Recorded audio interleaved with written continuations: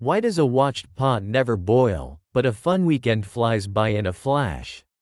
We're told to wait, just a moment, but what does that even mean?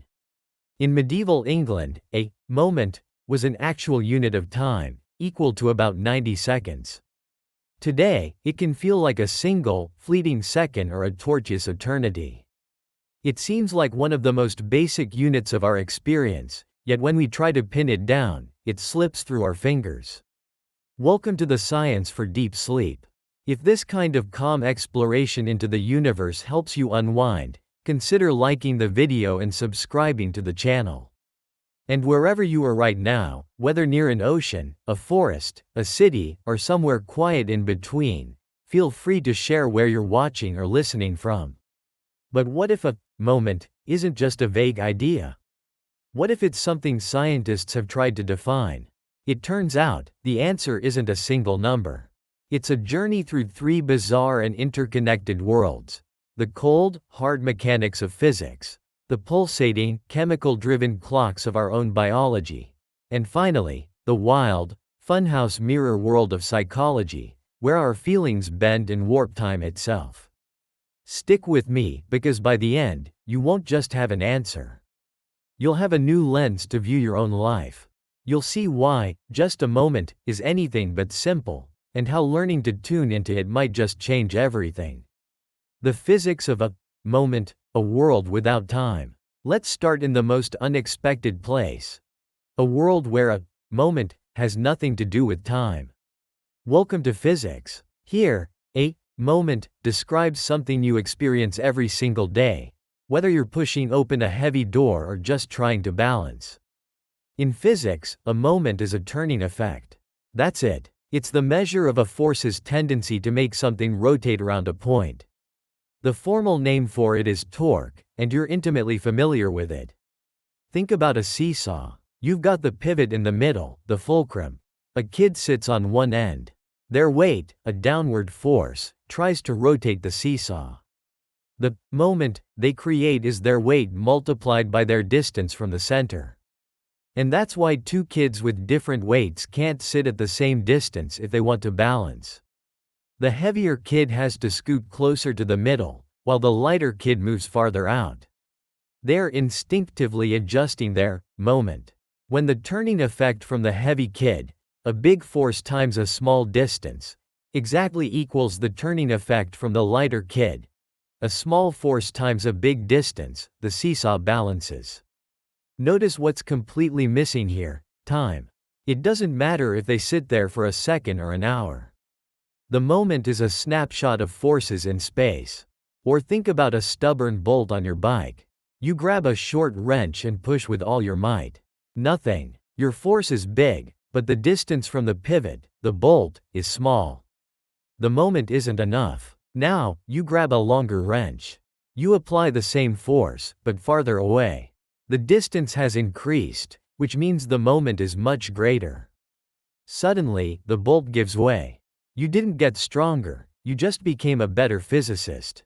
You increased the moment. This is why door handles are on the side farthest from the hinges. The hinges are the pivot.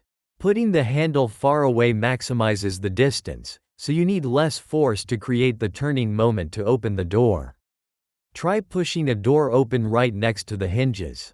You have to strain for a pitiful result. You're fighting the physics of moments. This is the physicist's moment. It's a turning point in asterisk space, not a stretch of time. It's static, frozen, measured in Newton meters, not seconds. But for our question, it's profoundly unsatisfying because it's been scrubbed clean of the one thing we care about: duration. This tells us that our feeling of a moment passing isn't a property of the outside world. It's something else. To find it, we have to turn our gaze inward. We have to leave the clean world of levers and dive into the messy, chaotic machine that creates our sense of reality. We have to look inside the brain. The biology of the brain's clocks, the 3-second now. If a physicist's moment has no duration, how long is the moment you're experiencing right now? For a long time, many neuroscientists have worked with the idea of a subjective present, a window of about 2 to 3 seconds. This is the slice of time where your brain bundles separate events into a single, flowing experience. It's why a musical chord sounds like one sound, not three separate notes. It's the supposed frame rate of your consciousness. However, it's not that simple. More recent analyses suggest that this 3-second window isn't a hard rule, and our brains actually process time on many different scales at once. So, where does our biological sense of now come from? The brain doesn't have one central clock. Instead, it has a whole network of overlapping systems, each ticking at a different speed. First, there's the master clock, the suprachiasmatic nucleus or SCN.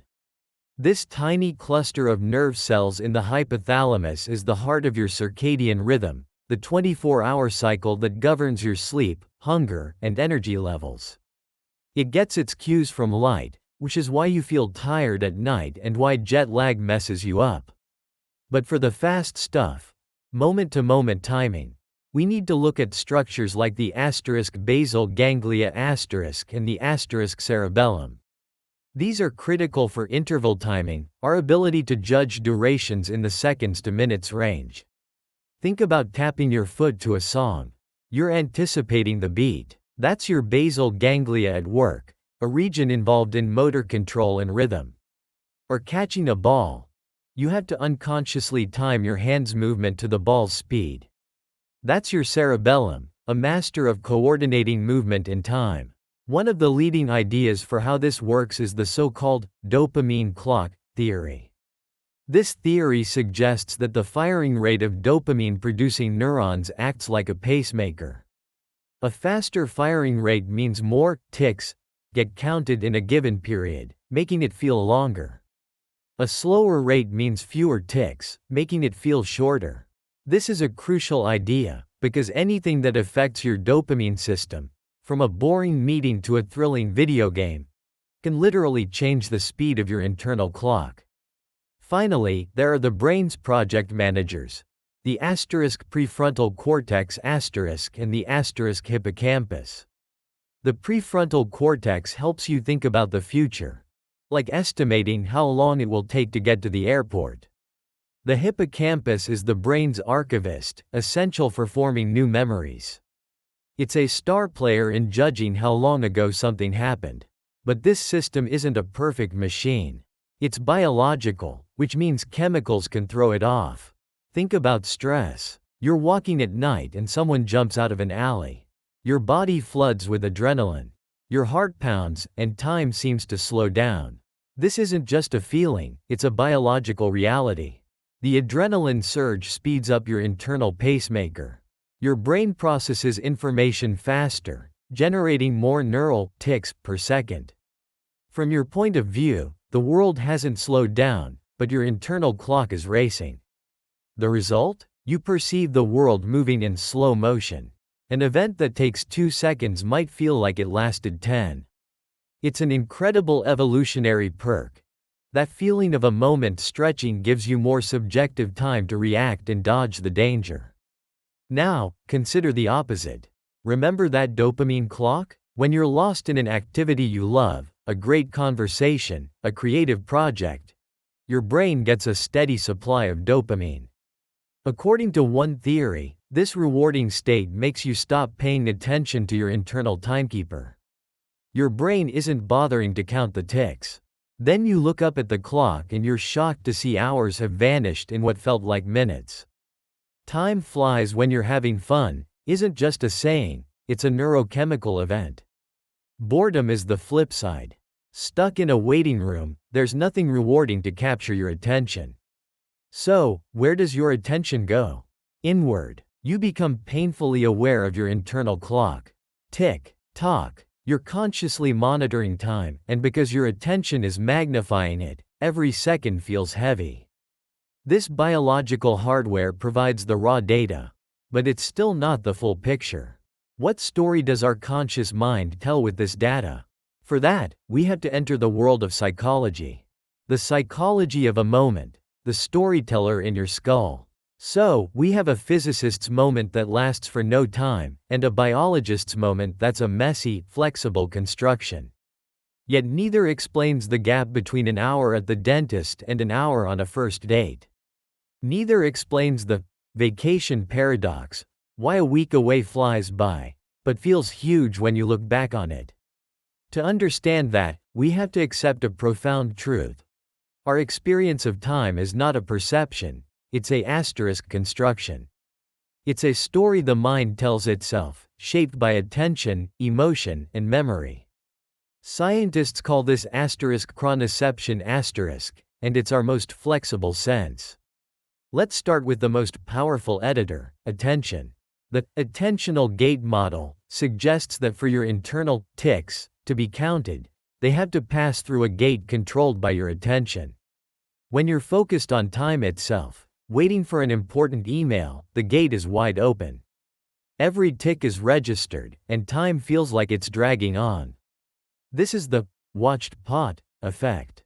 Boredom is just a state of forced, undivided attention on time itself. But when you're in a flow state, totally immersed in playing guitar, writing, or climbing, your attention is 100% on the task. The attentional gate slams shut. The ticks are still being generated, but they aren't being counted. When you finally break your concentration, you realize a huge amount of time has passed without you noticing. The second editor is asterisk emotion. Fear, as we saw, makes time seem to slow down. Psychologically, fear acts as an attentional magnet, forcing your brain to record more sensory details, more frames per second. When you play that memory back, there's simply more data to get through, so your brain concludes the event must have lasted longer. But not all strong emotions work this way. Consider asterisk awe. It's the feeling you get looking at a starry sky or the Grand Canyon. Instead of stretching or rushing time, awe makes time feel abundant. Studies have shown that people who experience awe feel less impatient and feel like they have more time. By pulling you into the present moment, it makes the rush of life feel smaller. Even anxiety has its own weird rules. You'd think being anxious would make time drag. And it certainly feels that way. But some research suggests that anxiety, with its frantic and fragmented attention, can actually lead people to underestimate how much time has passed. You might feel miserable for what seems like an eternity, but guess that only 20 minutes have gone by when it's actually been 30. This brings us to our final editor, memory. This is the key to the vacation paradox and why time seems to speed up as we get older. Your judgment of time works differently looking forward versus looking backward. When you're having fun on vacation, you're not paying attention to the clock, so prospectively, time flies. But when you look back on the vacation, your brain doesn't consult a clock, it consults its memory archive. The rule is simple. The more new memories I formed, the longer that period must have been. A vacation is packed with novelty, new foods, sights, and experiences. Your brain is creating a dense, rich file of memories. A routine week at work, however, generates very few new memories. Your brain, being efficient, just compresses them. So when you look back, the vacation, with its thick memory file, feels long and substantial. The routine week at work feels like it vanished. This is the oddball effect in action. If you're shown a series of repeating images, and then one novel, oddball, image is shown for the same duration, you'll consistently say the oddball image was on screen for longer. And this is the most powerful, and maybe poignant, reason why time seems to speed up as we age. A year in the life of a 7-year-old is a universe of firsts. The memory files for that year are encyclopedic. That's why summers felt endless. In contrast, a year in the life of a 40-year-old is often built on routine. We form fewer distinct new memories. So when we look back, the memory file is smaller, and our brain concludes the year must have been shorter. It passed in a flash. The aha moment. The great revelation. So, how long is a moment, really? The aha moment is realizing the question is a trick. It assumes a moment is a fixed unit of time, like a meter or a kilogram, that we just have to measure correctly. But it's not. The physicist says a moment is a turning force with zero duration. The biologist says, no, it's a subjective present constructed by our neural clocks. Then the psychologist pushes them both aside and says, you're both wrong. A moment is a piece of elastic. A story. It's stretched to an eternity by fear and novelty, and shrunk to an instant by fun and routine. And the revelation is this: they are all correct. The length of a moment isn't a property of the universe we discover. It's a subjective experience we create, minute by minute, with the machinery of our own minds. There is no single, objective, now. Your now is being built by your unique brain chemistry, by where your attention is pointed, and by the memories you're forming. This isn't just trivia. It's a user manual for your own life.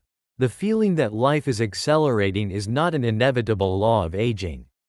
It's a symptom of routine. And if it's a symptom, there is a cure. If you want to slow down time, you don't need a time machine. You need to break your routine. If you want to live a fuller, richer, and longer feeling life, the answer is to seek novelty. Learn that instrument. Take a different route to work. Try a cuisine you've never had. Actively seek out experiences of awe. Go look at the stars, visit a museum, or just truly appreciate a sunset. By consciously creating new memories, you are retrospectively stretching your perception of time. You cannot add more hours to your day, but you can absolutely add more life to your hours. The next time someone tells you to wait, just a moment, you can smile. And you can ask yourself a more important question: what am I going to do with my next one? If this changed how you think about time, subscribe for more journeys into the science of everyday life. And let me know in the comments, what's one new thing you're going to do this week to stretch your time? The shortest possible moment before reality breaks. There is a moment in time so short that the rules of physics, as we understand them, seem to fall apart. A point where the very idea of before and after starts to lose its meaning. This is the story of Planck time, and it offers a glimpse into the absolute limits of our reality. Is there a shortest possible tick of a clock? Not a clock of gears and springs, but the fundamental clock of the universe itself. Is there a point where time can no longer be divided? Where the smooth flow of time we experience reveals itself to be something else entirely, something more like a series of discrete moments? Physicists believe there is such a limit. They call it the Planck time. It is a number so small it defies our intuition. It marks a boundary where our two most successful descriptions of the universe, general relativity and quantum mechanics, offer conflicting views, and the smooth fabric of spacetime seems to dissolve. This isn't just a curious number. It is a clue, pointing toward a deeper and perhaps stranger reality than we have yet imagined. To understand this boundary, we have to start in a world we all know, the world of human perception. Think of the blink of an eye.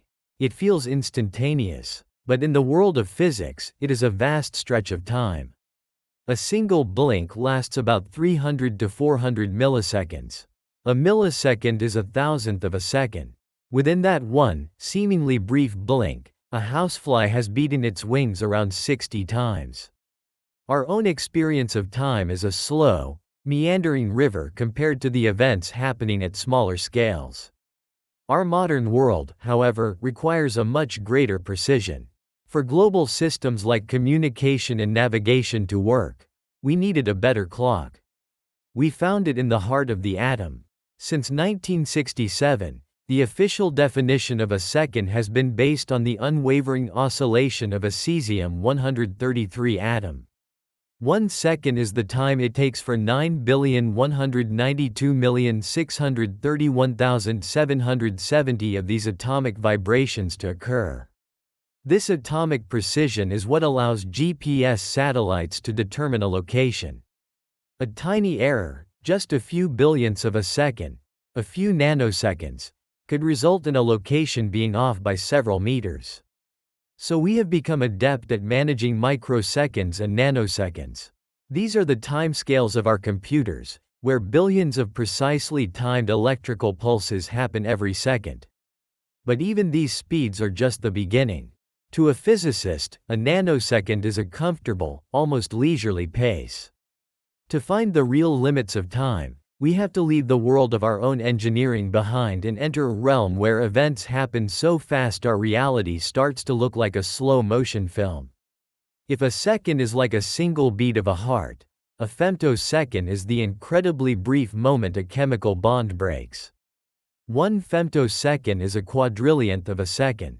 To put that in perspective, there are more femtoseconds in 1 second than there have been seconds in the entire age of the universe. This isn't just a theoretical number, it is a timescale we can now observe. The 1999 Nobel Prize in Chemistry was awarded to Ahmed Zewail for developing femtochemistry. Using ultrafast laser pulses, he was able to essentially film chemical reactions, watching molecules meet and break apart in real time. It was the first time we could see the fundamental dance of nature that underpins all of chemistry. But what if we want to see something even faster? What about the electrons themselves, whose movement is the chemical bond? To see an electron in motion, we have to go smaller, to the realm of the attosecond. An attosecond is a quintillionth of a second, 1,000 times shorter than a femtosecond. At this scale, we can capture a snapshot of an electron as it orbits the nucleus of an atom. Scientists use complex lasers to generate these attosecond pulses, allowing us to study how light interacts with matter at the most fundamental level. With femtoseconds, we could watch atoms move. With attoseconds, we could see electrons. We are looking at reality in finer and finer slices, revealing a world of incredible speed. But there is another step, one that takes us from the incredibly fast to something almost alien. There is a time that has been measured that is even shorter, and it is here that the story gets truly strange. For a long time, the attosecond was the shortest event we could capture. That changed in 2020. A team of physicists at Goethe University Frankfurt, led by Reinhard Durner, measured a process that took just 247 zeptoseconds. A zeptosecond is 1,000 times shorter than an attosecond. It is a sextillionth of a second. This is the shortest time interval humanity has ever directly measured. The event they clocked was beautifully simple. The time it took for a single particle of light, a photon, to travel across a single molecule of hydrogen. Here is how they did it. The team aimed a precisely tuned X-ray at a hydrogen molecule. They set the energy just right, so the photon would knock both electrons out of the molecule. In the quantum world, electrons behave like waves. When the photon struck, it created 2 expanding waves of probability, one from each atom. These 2 electron waves spread out and interfered with each other. The scientists used a specialized detector to observe this interference pattern. If the photon had hit both atoms at the exact same time, the pattern would have been symmetrical. But that's not what they saw. The photon, traveling at the speed of light, strikes one side of the molecule and then the other. The first electron wave had a tiny head start. This caused a subtle shift in the interference pattern. By analyzing that shift, the team calculated the delay. It was 247 zeptoseconds. This was a landmark achievement. We were no longer just watching atoms move. We were timing light as it crossed a single molecule. We have reached the edge of what our technology can currently measure. And yet, 247 zeptoseconds is not the end. To go further, we have to leave the world of experiments behind and turn to the language of the universe itself, the fundamental constants of nature. We must go in search of a time so short it is not just difficult to measure, but theoretically impossible. And that story begins at the turn of the 20th century, with a physicist named Max Planck. At the time, a puzzle known as the ultraviolet catastrophe was troubling physicists. Existing theories incorrectly predicted that any hot object should emit an infinite amount of high-energy radiation. This was obviously not right. In 1900, Max Planck was working on this problem. In what he later called an act of desperation, he tried a radical new idea. He proposed that energy was not continuous, but was instead emitted and absorbed in discrete packets, which he called quanta. To make his new formula work, he had to introduce a new fundamental constant of nature, a number that defined the scale of this new quantum world. Today, we call it Planck's constant, represented by the letter h. With this idea, Planck solved the puzzle. He was initially unsettled by his own discovery, thinking of it as a mathematical trick. But he had stumbled upon a fundamental rule of the universe. He had discovered that at the very smallest scales, reality is not smooth, but granular, or pixelated. And this single number is a key ingredient in calculating the shortest possible moment in time. This brings us to the heart of the mystery. Max Planck realized that his new constant could be combined with two other pillars of physics to define a set of natural units for length, mass, and time. These units weren't arbitrary human inventions, like the meter or the second. They appeared to be dictated by the fabric of reality itself. The fundamental unit of time is what we call the asterisk Planck time. Its value is about 5.39 by 10 to the power of 4 to the power of 4 seconds. That's a decimal point followed by 43 zeros. This number is so small it's almost beyond meaning. 1 second is closer in scale to the entire age of the universe than it is to 1 Planck time. This is the basement level of reality. This number is not measured, it is derived from three fundamental constants. The first is *c, the speed of light *, the ultimate speed of causality in the universe. It represents the laws of spacetime and relativity. The second is *g, the gravitational constant *, which sets the strength of gravity. It is the signature of Einstein's theory of general relativity.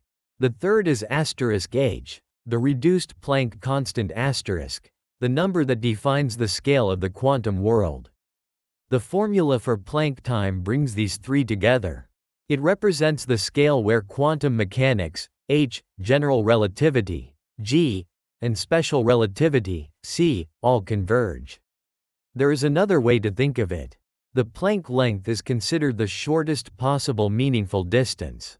The Planck time, then, is simply the time it would take a photon, traveling at the speed of light, to cross 1 Planck length. It is the universe's ultimate shutter speed. But why is this a limit? The answer is found in the conflict between our two best descriptions of reality. The Planck time appears to be a fundamental wall, a boundary beyond which our current physics breaks down. The first reason for this is one of the cornerstones of quantum theory, Heisenberg's uncertainty principle. It states that there is a trade-off in how precisely you can measure certain pairs of properties. For our story, the crucial pairing is energy and time. To measure a very short interval of time, the laws of quantum mechanics say there must be a huge uncertainty in the energy of that system. The very act of trying to measure time at this scale would involve such a violent disturbance that the system itself would be destroyed. It is a fundamental law of nature, not a technological problem. The second reason comes from Einstein's theory of general relativity. General relativity tells us that a sufficient concentration of energy in a given region of space will warp spacetime so much that it collapses, forming a black hole. So, to measure a time interval smaller than the Planck time, you would need to concentrate a colossal amount of energy into a region of space smaller than the Planck length. When you do that, the energy itself becomes so dense it would theoretically create a microscopic black hole. Your measuring tool would be instantly trapped behind an event horizon. Any attempt to see what's happening at this scale is censored by the universe itself. At the Planck scale, our two most successful theories give conflicting instructions. Quantum mechanics suggests using more energy to see smaller things, while general relativity warns that too much energy creates a black hole. This is the scale where the quantum effects of gravity can no longer be ignored. So what does space-time look like at this level? The physicist John Archibald Wheeler speculated that if you could zoom in to the Planck scale, the smooth fabric of space-time would dissolve into a chaotic, bubbling mess he called quantum foam. In this state, the concepts of before and after might lose their meaning. Space and time would no longer be a continuous background, but a roiling, probabilistic froth. It is the point where the stage on which the universe performs seems to dissolve. To describe this, we need a new theory. The Planck time also plays a central role in the story of our own universe. When we trace cosmic history backward toward the Big Bang, our theories work remarkably well, up to a point. That point is the Planck time. The very first period in the history of the universe, from time 0 to about 10 to the power of 4 cubed seconds, is known as the Planck epoch. During this instant, the four fundamental forces of nature, gravity, electromagnetism, and the strong and weak nuclear forces, are believed to have been unified into a single superforce. The universe was in a state of perfect, yet chaotic, symmetry. Our current theories are inadequate to describe what was happening. Our scientific description of the Big Bang doesn't really start at time 0. It starts at the end of the Planck epoch. It is the earliest moment to which we can apply the laws of physics with any confidence. The question of what happened during the Planck epoch is perhaps the greatest mystery in modern physics. The question, what came before the Big Bang, may even be meaningless. If time itself dissolves at the Planck scale, there may not have been a before. The Planck epoch could represent the birth of time as we know it. This brings us to the single greatest challenge in fundamental physics: the search for a theory of quantum gravity. Such a theory would unite general relativity and quantum mechanics and could finally tell us what happened at the beginning of time. Several approaches are being explored. One is string theory. It proposes that fundamental particles are not points, but tiny, vibrating loops of energy, or strings. The different ways a string can vibrate give rise to all the different particles and forces, including gravity. In this view, interactions are smeared out over the Planck scale, which elegantly avoids some of the mathematical problems that arise when combining the two theories. Another is loop quantum gravity. This theory applies quantum rules directly to spacetime itself. The result is that spacetime is not smooth, but is woven from discrete, finite loops. In this framework, there is a minimum possible unit of space, and therefore a minimum unit of time cannot be shorter than the Planck time. It suggests our universe may have emerged from the collapse of a previous one in a big bounce. Like the early fossils of life, these theories are tantalizing glimpses into a reality very different from our own. They are all attempts to understand the rules that govern the universe at its most basic level.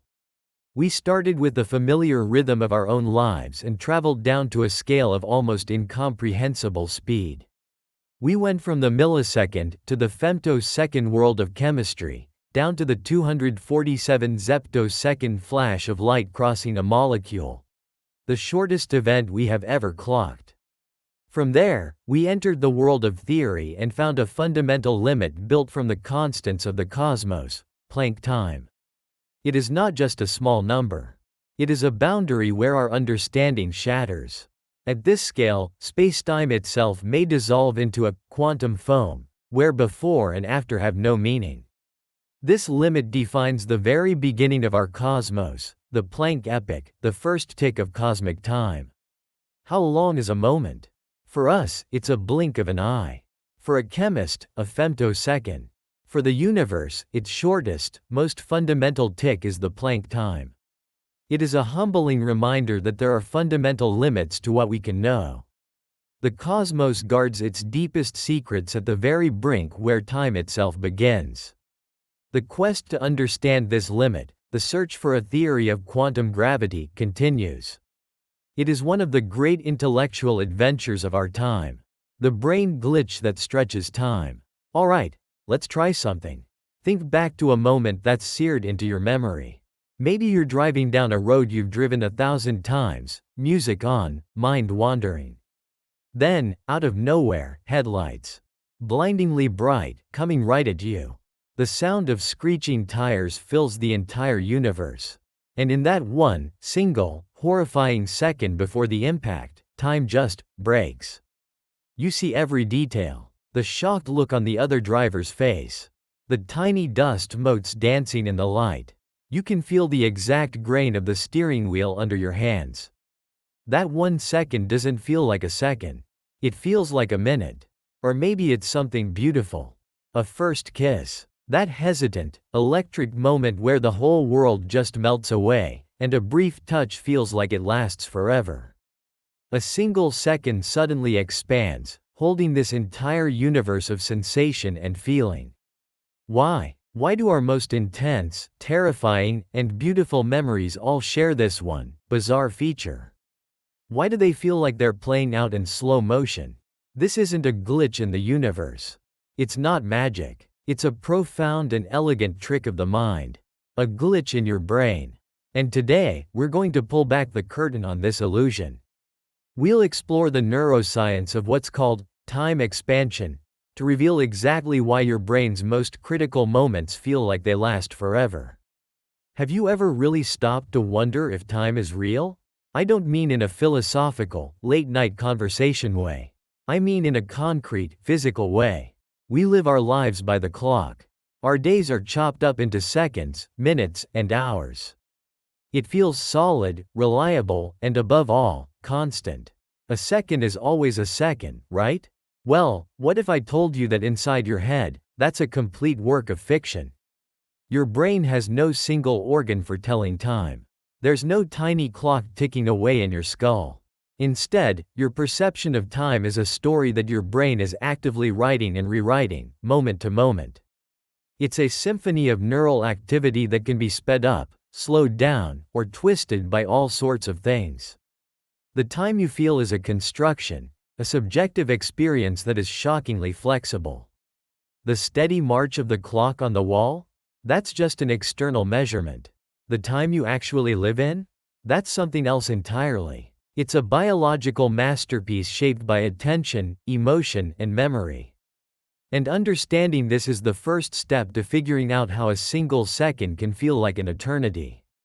Today, we journey into the very heart of this illusion, to the neural networks that build your reality, 1 second at a time. The illusion of time, it's not a clock, it's a construction. Let's just tear down the biggest myth right away. The idea that your brain has a central clock. It doesn't. You have eyes for seeing and ears for hearing, but you don't have a time organ. You don't see time. You don't hear it. You perceive it. And that perception is the end result of your brain taking in a storm of information, sights, sounds, feelings, thoughts, and trying to organize it all into a story that makes sense. The flow of time you experience is really just your brain's best guess about how events unfolded. Think of it like this. Your life is a movie. A normal, uneventful day is filmed at a standard 24 frames per second. The information is predictable, so when you look back, it feels routine and passes by pretty quickly. A 5-minute scene feels like 5 minutes. But now, imagine a moment of crisis or pure joy. In these moments, your brain doesn't just stick to the standard frame rate. It kicks into high definition, ultra slow motion mode. It starts capturing hundreds of frames per second. It records everything, every tiny detail, every fleeting sensation. So that 1 second event is now packed with a ridiculous amount of information. Later, when your brain plays back this memory footage, it hits this incredibly dense section. And faced with so much detail crammed into such a short time, your conscious mind has to make sense of it. Its logical conclusion? For so much to have happened, the event must have taken longer than it actually did. The feeling of slow motion is mostly a retrospective illusion. It's not that you were seeing the world like Neo in *The Matrix as it happened. It's a trick of memory. The car crash didn't actually unfold in slow motion. Your brain just created a far richer, more detailed memory of it. This idea, championed by neuroscientists like David Eagleman, was inspired by his own childhood memory of falling off a roof, which felt like it took forever. He famously tested this by dropping volunteers safely from a 150-foot tower into a net. While they were falling, he had them look at a special device with flashing numbers to see if they could actually perceive more information, if they were truly seeing in slow motion. The result? They couldn't. Their perception in the moment wasn't enhanced. But when he asked them to estimate how long their own fall lasted compared to watching someone else fall, they consistently said their own fall felt significantly longer. About 36% longer, on average. The conclusion was that the main driver of this time-stretching experience isn't something that happens during the event, but how it's constructed afterwards from memory. The feeling is a consequence of that memory being recorded with extraordinary richness. A part of the brain called the amygdala kicks into overdrive, ensuring these critical memories are saved in the highest possible fidelity. When you replay that memory, your brain interprets the sheer volume of information as a longer duration. So, the question isn't just, why does time slow down?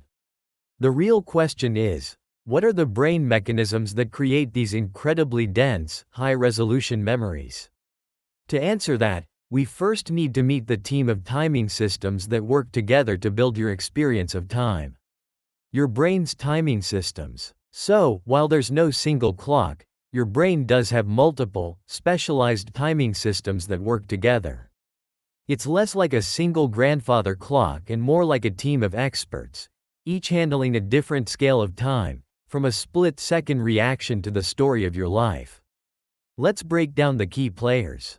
First, we have the split-second timer, the asterisk cerebellum.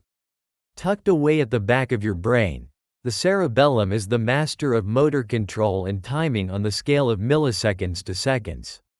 This is what lets a drummer lay down a perfect beat or a batter swing at a 95-mile-per-hour fastball. It's the automatic, unconscious timing you need to do pretty much any coordinated physical action, like catching a set of keys tossed your way. It learns through repetition. When you first learn to ride a bike, you're wobbly and thinking about every single movement. But soon, the cerebellum takes over, and the whole sequence becomes automatic. It doesn't think about time, it does time. It's your brain's silent, internal metronome. Next, we move up the scale to the system that handles our conscious sense of passing minutes, a network that primarily involves the asterisk prefrontal cortex asterisk and the asterisk basal ganglia. This is the system you're using when you're consciously paying attention to time, waiting for a pot to boil or holding your breath for a minute. A common model for this is the pacemaker accumulator idea. The basal ganglia are thought to generate a series of neural ticks, like a pacemaker. Your prefrontal cortex, the brain's CEO, then counts those ticks. The more ticks it counts, the longer that time period feels. This system is heavily influenced by the neurotransmitter asterisk dopamine asterisk, but its role is fascinatingly complex. High dopamine levels, maybe when you're excited or anticipating something good, can speed up that pacemaker. This can make time feel like it's dragging if you're focused on it, or make time fly if you're absorbed in a fun activity. Finally, we have the storyteller of your life, the asterisk hippocampus. The hippocampus is your brain's memory architect. Its job isn't to track seconds and minutes as they pass. Its role is retrospective. The hippocampus looks back on a day, or a year, and judges its length based on the number of new memories formed. This is why a week-long vacation packed with new experiences feels, in retrospect, much longer than a month of repetitive work. The vacation gave your hippocampus a ton of new, distinct scenes to add to your timeline. The routine month, on the other hand, gets compressed into just a few bland memories, making it feel shorter when you look back. Fun feels fast while it's happening, but is remembered as long. The hippocampus is why your childhood summers seemed to last forever. Every day was filled with new memories. So, we have this team of systems: the cerebellum for automatic, split-second timing, the prefrontal basal ganglia loop for consciously feeling the minutes pass, and the hippocampus for judging time based on memory. Now, let's see what happens when we mess with the secret ingredient that controls all of them: attention. The secret ingredient, attention. If the brain's timing networks are the hardware, then attention is the software that runs on it. Your experience of time isn't passive.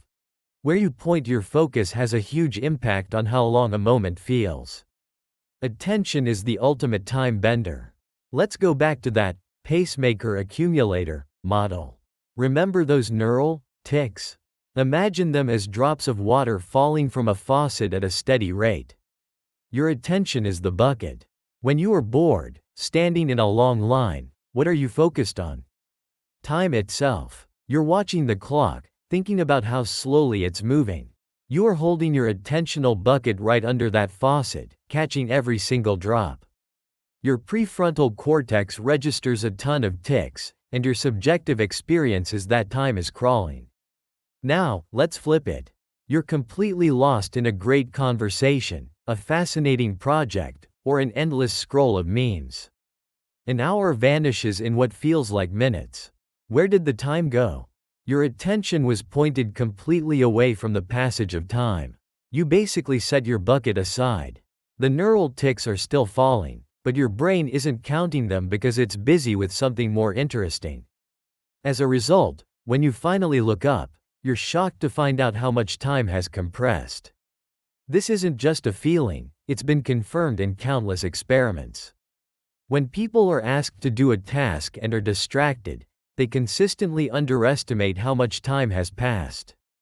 The more attention you pay to time itself, the slower it seems to pass. This is a fundamental reason why time seems to speed up as we get older. As adults, our lives are full of routines. The daily commute, the familiar work, these things become automatic. Our brains, being super efficient, don't bother creating detailed new memories for events that are so predictable. A whole week can fly by in retrospect because it didn't contain much new information to grab our attention. A child, on the other hand, is constantly encountering new things. Almost every experience is novel and demands their full attention to process. This creates a much denser tapestry of memory, making their experience of time feel much richer and therefore longer. But attention is just the baseline. What happens when we introduce something far more powerful? What happens when our survival is on the line? That's when a more ancient system hijacks the clock: fear. The fear factor, the amygdala, hijacks the clock. Attention might be the day-to-day regulator of time, but fear is the emergency override switch. This brings us back to the car crash. In these moments of pure terror, a small, almond-shaped structure deep in your brain takes over: the asterisk amygdala. The amygdala is your brain's alarm system, constantly scanning for threats. And when it finds one, it triggers the fight or flight response. The moment the amygdala sounds the alarm, it sends urgent signals everywhere. It tells your adrenal glands to flood your system with adrenaline and noradrenaline. Your heart pounds, your breathing gets shallow, your senses sharpen. Your body is preparing for life-saving action. Critically, the amygdala also has a direct line to the timing networks we just talked about. It hijacks them. When the amygdala is highly active, it does two crucial things. First, that surge of arousal, fueled by noradrenaline, seems to crank up the speed of your internal pacemaker. It starts firing much more rapidly, generating way more neural ticks per second.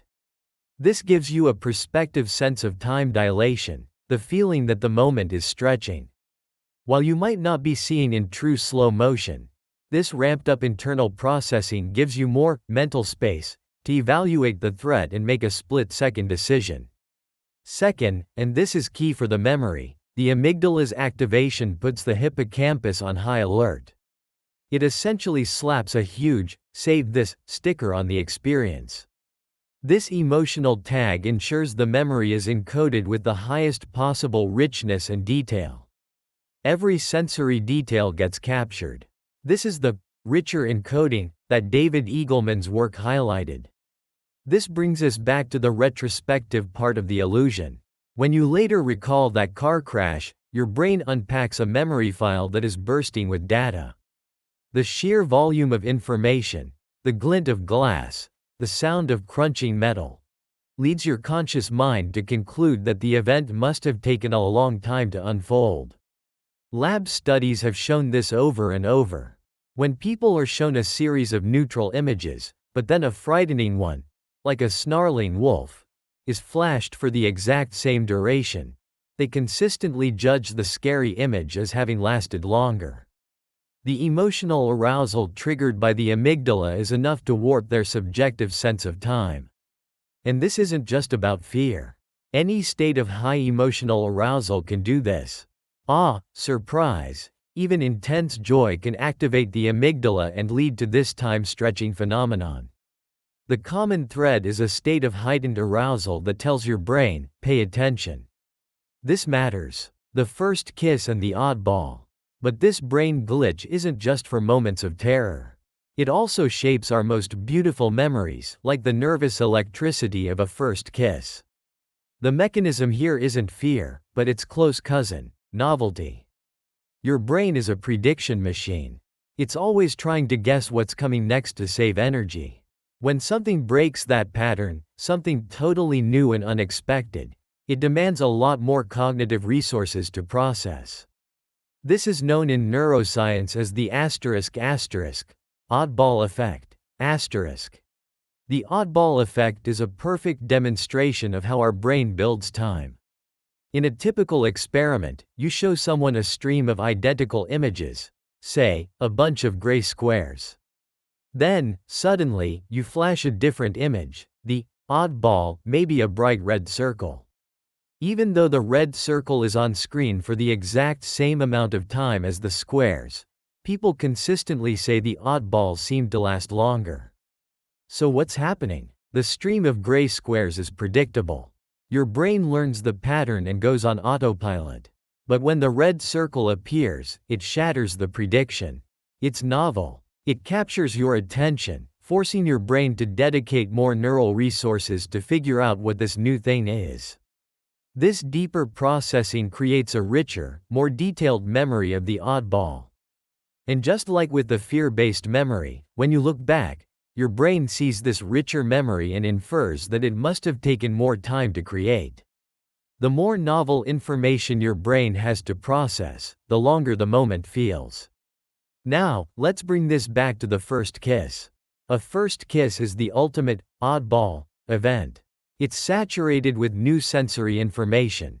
The feeling of another person's lips, their scent, the flood of complex emotions. Your brain, hit with this torrent of new and important data, goes into high encoding mode. Your attentional systems are maxed out.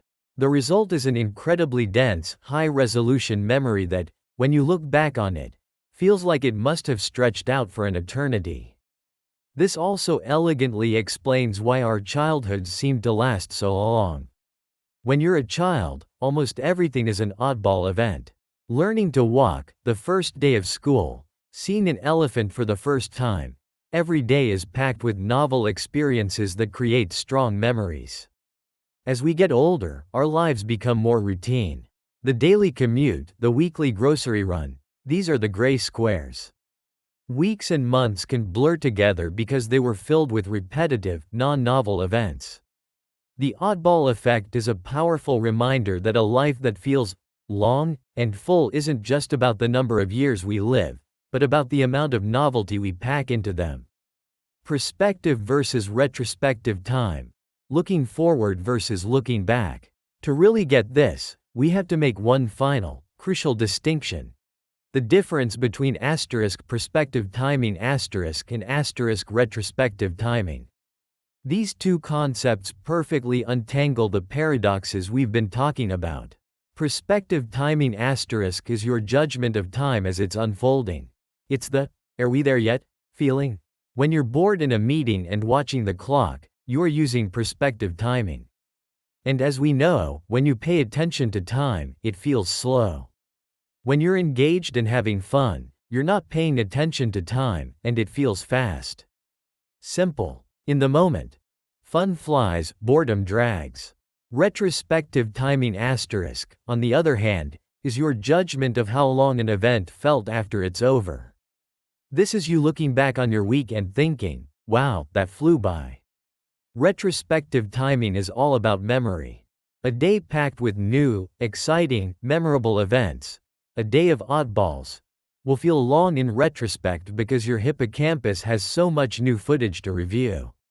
A week of monotony gets compressed into a single bland memory and feels short when you look back on it. This distinction is the key that unlocks everything. Think about the boring meeting. Prospectively, while you're in it, it feels endless because you're focused on the clock. But retrospectively, the entire 2 hours gets stored as one memory, that boring meeting. Because it generated so few unique memories, it feels short in the rearview mirror. Now, the thrilling vacation. Prospectively, while you're on it, time flies because you're so absorbed. But retrospectively, you look back at the hundreds of new, vibrant memories you made. The sheer density of those memories makes the vacation feel like it lasted for a wonderfully long time. And this brings us back, one last time, to the car crash.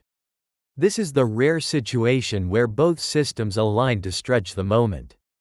Prospectively, the intense arousal speeds up your internal clock, making the external world seem to slow down. Retrospectively, the amygdala ensures an incredibly dense memory is formed. So the car crash feels long both during the event and after it. A perfect storm of temporal distortion created by your brain's survival mechanisms. Can you hack your own time? So, our perception of time isn't fixed. It's a dynamic construction of the brain, shaped by attention, emotion, and novelty. And understanding the rules of that internal world gives you a surprising amount of power. You can, in a very real sense, hack your own perception of time. If you feel like life is flashing by, that weeks and months are blurring together, the science gives us a clear answer. Your life probably has too many gray squares. Too much routine. To make your life feel longer and richer, you need to actively seek out the red circles. You need to chase novelty. This doesn't mean you have to go skydiving every weekend. It's about consciously breaking your routines on a small scale. Take a different route to work. Try a new recipe. Visit a park in a neighborhood you've never explored. Pick up a new hobby. Each new experience forces your brain to pay attention and create new, distinct memories. And it's the density of those unique memories that determines how long your life feels in retrospect. Another powerful tool is mindfulness. By intentionally focusing your full attention on the present moment, the taste of your food, the feeling of the sun on your skin, you are prospectively slowing time down by dedicating attention to the now. And retrospectively, you're creating a richer, more detailed memory of an experience that would otherwise be automatic and forgotten. You're turning a mundane moment into an oddball, just by paying attention to it. The takeaway here is empowering. You are not just a passenger on a river of time.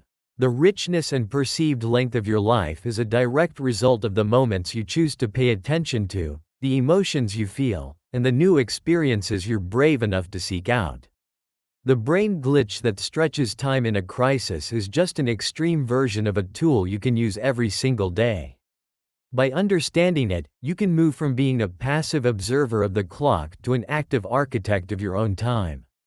We've gone deep into the neuroscience of why time warps, from car crashes to first kisses. These moments define our lives. But this is a universal human experience, so I want to hear from you. What long second has stuck with you the most? Was it a moment of fear, shock, or pure joy? Share your story in the comments below. Reading them is a powerful reminder of how our brains weave these incredible, time-bending tapestries we call memories. In the end, that slow motion feeling isn't a deception, it's a spotlight. It's your brain's way of highlighting a moment, of yelling, "This is important. Remember this." The complex dance between your amygdala, hippocampus, and prefrontal cortex isn't a flaw. It's one of the most profound features of your brain. It ensures our most pivotal experiences aren't lost to the fog of time but are etched into our memory in the highest possible resolution. So the next time a moment seems to stretch, remember what's really happening. It's not a glitch in the universe. It's a feature of your brain. Time doesn't actually slow down, your brain speeds up, writing a more detailed story. Our lives aren't measured by the ticking of a clock, but by the richness of the moments we collect. Time is not something that just happens to us. It is something we create. And the most beautiful part is that by choosing where we direct our attention, we all hold the power to make our lives feel just a little bit longer. Why your brain is lying to you about time. There are moments from last week that your mind has already filed away as something ancient. The memory is hazy, indistinct, like a faded photograph you can no longer quite place. And at the same time, an event from years ago might feel as though it just happened, so vivid and sharp that you can almost feel the air on your skin. This is not a flaw in your memory. It is a feature. And it tells a story about your life that is not always entirely true.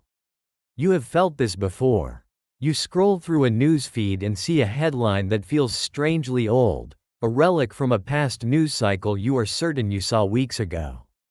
But when you check the date, you find it was published only 2 days prior. Or you hear a song on the radio, one that has been played often for the last month, and you feel a deep, unshakable sense that you have known it for years, that it has been the soundtrack to a life already lived. What is happening here? This quiet disconnect is not just a quirk of the mind. It is a fundamental clue to how your brain constructs your reality. This is not about the act of forgetting. In fact, it is the opposite. The memories that tell the most convincing falsehoods are often the ones your brain knows best. It is a paradox that sits at the very heart of consciousness. In this exploration, we will look at the subtle illusion that systematically distorts your personal timeline. We will unpack the science that shows why the more familiar something becomes, the older it feels. And we will reveal a quiet truth. You cannot always trust your sense of the past, because your brain is a brilliant, but deeply unreliable, historian. Let's begin with a simple, unsettling idea. Whatever you think you remember about when something happened is likely a reconstruction. Not just slightly rearranged, but systematically, predictably altered in a way that follows a specific set of rules you were never told about. Your brain is not a passive recorder of events, capturing a perfect, chronological stream of your life. Instead, it is an active storyteller, a tireless editor that is constantly organizing and rearranging the timeline of your past. The central illusion, the story we are here to talk about, is profoundly counterintuitive. Common sense suggests that stronger, clearer memories should feel recent. If you can recall every detail of an event, it must have just happened. It feels fresh, accessible. A faint, blurry memory, on the other hand, must be old, distant, and hard to grasp. This logic is simple, intuitive, and, according to a growing body of scientific evidence, often completely backward. The truth is far stranger. The very act of strengthening a memory can trick your brain into thinking that memory is older than it really is. Every time you repeat an experience, scroll past the same headline, drive the same route to work, listen to the same song, you're inadvertently pushing that memory further into your own mental past. The things you know best begin to feel like ancient history.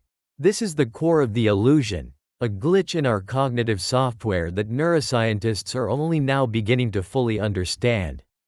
So, what is really going on here? Why does our brain, an organ fine-tuned for survival, get something as fundamental as the arrow of time so spectacularly wrong? The core question, the memory paradox. To truly grasp how deep this illusion runs, we first need to confront the central paradox. It revolves around two fundamental pillars of our cognition: memory strength and time perception. And the way they interact is not at all what you might expect. Imagine your brain as a library. Every new experience is a new book. When you experience something for the first time, a trip to a new city, for instance, a new volume is placed on the shelf. It is crisp and singular. Now, let's imagine an experience that repeats. Every day you take the same train to work. In this library, that is not a new book. Instead, it is like taking the same volume from the shelf, rereading it, and putting it back. With each rereading, the book becomes more familiar. You know the words by heart. The memory becomes stronger, more robust, more deeply encoded. Our intuition tells us that this well-worn book should feel current. It is the one we are most familiar with, the one we have just been reading. It should feel like it is right here, in the present. In contrast, the single-volume book about that one-off trip from years ago, collecting dust on a high shelf, should feel ancient. This is the logical assumption. A strong memory feels recent, and a weak memory feels distant. But the brain's librarian operates on a different logic. It sees that well-worn, oft-read book and concludes something entirely different. It seems to think, this book has been read so many times. It must have been in the library for a very, very long time. The very evidence of its familiarity becomes a false clue for its age.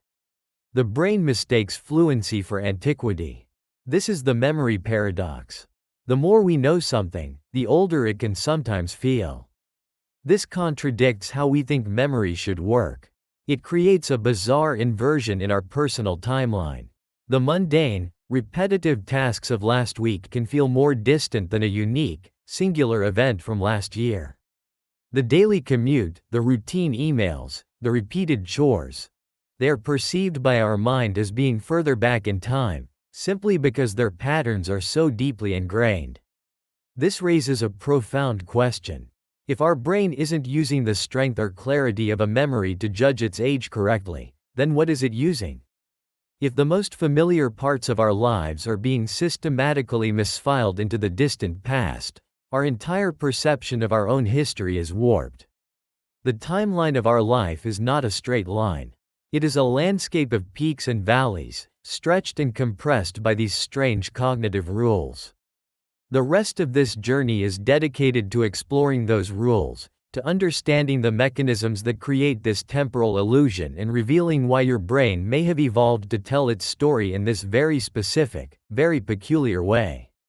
The familiarity glitch, unpacking the repetition effect. The phenomenon we've been describing is something researchers have observed in studies of time perception. Put simply, when you are repeatedly exposed to a piece of information, you will often judge its first appearance to have occurred further in the past than it actually did. It is a systematic error, a predictable glitch in our mental timeline. And the magnitude of this error is not trivial. Studies have shown this effect can distort our perception of when an event happened. Let's dive into the ingenious experiments that revealed this glitch. Imagine you are a participant in one of these studies. You are asked to sit in front of a computer screen and watch a sequence of images flash by: a chair, a tree, a telephone. Unbeknownst to you, some of these images appear only once. Others will appear, and then, after a number of other images have gone by, they will appear a second time. After the sequence is over, the researcher shows you two images you saw. One appeared once, the other was repeated. They ask you a simple question. Which one of these images did you see first? Let's say the single image of a tree appeared at position 20 in the sequence, and the repeated image of a chair first appeared at position 22. Logically, you saw the tree first. But because the chair was repeated later on, a striking number of people get it wrong, incorrectly choosing the repeated image as having come first. Think about what this means. Even though the chair appeared after the tree, the simple fact that it was repeated was enough to trick the brain into pushing its original appearance further back in time. The repetition created a temporal illusion, rewriting the participant's memory of the event sequence. So, why does this happen? The leading theory is a fascinating concept that involves asterisk recursive reminding. When you see an image for the first time, the chair, your brain creates a memory trace of it. When the chair appears a second time, your brain recognizes it. This recognition triggers a process of reminding, instantly pulling up the memory of the asterisk first time you saw that chair.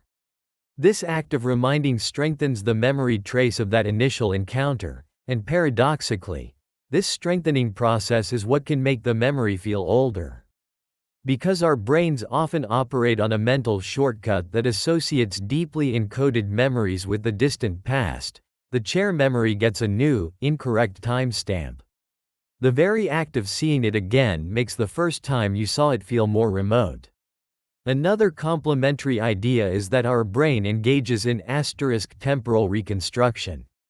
Your brain does not have a precise, internal clock that timestamps every memory. There is no metadata file attached to each memory that says, occurred at 10:37 a.m. on Tuesday. Instead, when you try to remember when something happened, your brain acts like a detective, reconstructing the timeline by looking for clues. One of the clues it uses is repetition. In the brain's detective work, repetition is often misinterpreted. The logic seems to be, if I have been reminded of this event multiple times, it must have been around for a while. In our modern world, filled with repeated news cycles and routine daily activities, this heuristic backfires. The constant repetition of recent events provides our brains with false evidence of their age, making our recent past feel more distant than it truly is. What's perhaps most startling is that this all happens automatically, beneath the level of conscious awareness. This suggests it's not a failure of logic, but a fundamental feature of how our memory system is built. It's a low-level, perceptual glitch that we can't simply think our way out of. The contrast, novelty, emotion, and other illusions. This effect of familiarity reveals a fundamental rule of our minds. Repetition can create temporal distance. But this is only one piece of a much larger, more complex puzzle. To truly understand why our sense of time is so malleable, we have to look at the other side. If familiarity pushes memories into the past, what pulls them into the present or makes them expand in our minds? The answers lie in novelty, emotion, and attention, forces that warp our personal timeline in equally dramatic, but opposite, ways. Let's start with the direct counterpart, the asterisk oddball effect. Imagine you're watching a series of identical images flash on a screen for half a second each. It becomes a monotonous rhythm. Then, suddenly, a different picture appears for the exact same duration. Almost universally, people will swear that the oddball image stayed on the screen for a noticeably longer time. It didn't, but the brain, lulled into a state of predictive processing, is suddenly forced to work harder. A novel stimulus requires more neural resources to process. This increased effort creates a subjective feeling of longer duration. Now, let's introduce the most powerful time-bending force of all: emotion. Time seems to fly when you're having fun and crawl when you're bored. But the neuroscience behind this is far more specific. Let's look at two powerful, opposing emotions: fear and awe. Fear is the ultimate time stretcher. This is the classic car crash in slow motion phenomenon. When you are in a life-threatening situation, your perception of time seems to expand. For years, scientists wondered if our brains actually speed up, like a camera overclocking its frame rate. Neuroscientist David Eagleman famously tested this by having people fall 150 feet from a tower into a net. If their perception had truly sped up, they should have been able to read numbers flashing on a device that were too fast to see normally. The result? They couldn't. The feeling of time slowing down is a trick of memory. In a frightening event, a part of your brain called the amygdala kicks into overdrive. The amygdala is your brain's threat detection system, and it essentially tells the rest of the brain, this is important. Record everything. As a result, your brain lays down a much denser, richer memory of the event. When you later read back this memory, it's packed with so much detail that your brain concludes the event must have taken a very long time to unfold. The memory was recorded in high definition, and your brain mistakes this richness of data for a longer duration. At the other end of the emotional spectrum is awe. This is the feeling you get when you encounter something vast that challenges your understanding of the world. Studies from Stanford University and the University of Minnesota have found that awe has a unique effect on time perception. Instead of making time feel longer in a panicked way like fear, awe makes time feel more expansive and abundant. Researchers induced feelings of awe in participants, often by showing them breathtaking nature documentaries. Afterward, these participants reported feeling like they had more time on their hands, were more patient, and more willing to volunteer. The theory is that awe pulls you into the present moment so completely that your nagging sense of time pressure dissolves, creating a feeling of temporal wealth. Taken together, these illusions paint a wild and complex picture. Your brain's sense of time is not a stable, metronomic beat. It is a fluid construction, stretched and squeezed by a constant tug-of-war between competing forces. Repetition pushes memories away, while novelty makes moments expand. Fear stretches the past through dense memory, while awe makes the present feel infinitely abundant. Your timeline is not a fixed record, it is a living document, constantly being revised by what you see and what you feel. The science behind it: your brain as a storyteller. So, how does the brain accomplish this extraordinary, reality-bending feat? The answer is that the brain doesn't have a single, central, clock. Your perception of time is a distributed property, a grand symphony performed by multiple brain regions working together. It is less of a clock and more of a storyteller, constantly constructing a narrative of what happened when. At the center of this story is a seahorse-shaped structure deep in your temporal lobe called the hippocampus. The hippocampus plays a critical role in forming and retrieving episodic memories, the memories of specific events. But the hippocampus doesn't just store what happened, it also stores the context, where you were, and crucially, when it happened. It appears to represent time as a slowly changing context, like a river of neural activity that flows as you go about your day. Events that happen close together in time are embedded in a similar, neural context. This is where illusions related to repetition come into play. When an experience is repeated, it can interfere with this contextual coding. The reinstatement of a memory seems to contaminate the brain's representation of the current moment's temporal context. This blending of contexts may lead the hippocampus to miscalculate the distance between events, effectively pushing the repeated memory further back on the mental timeline.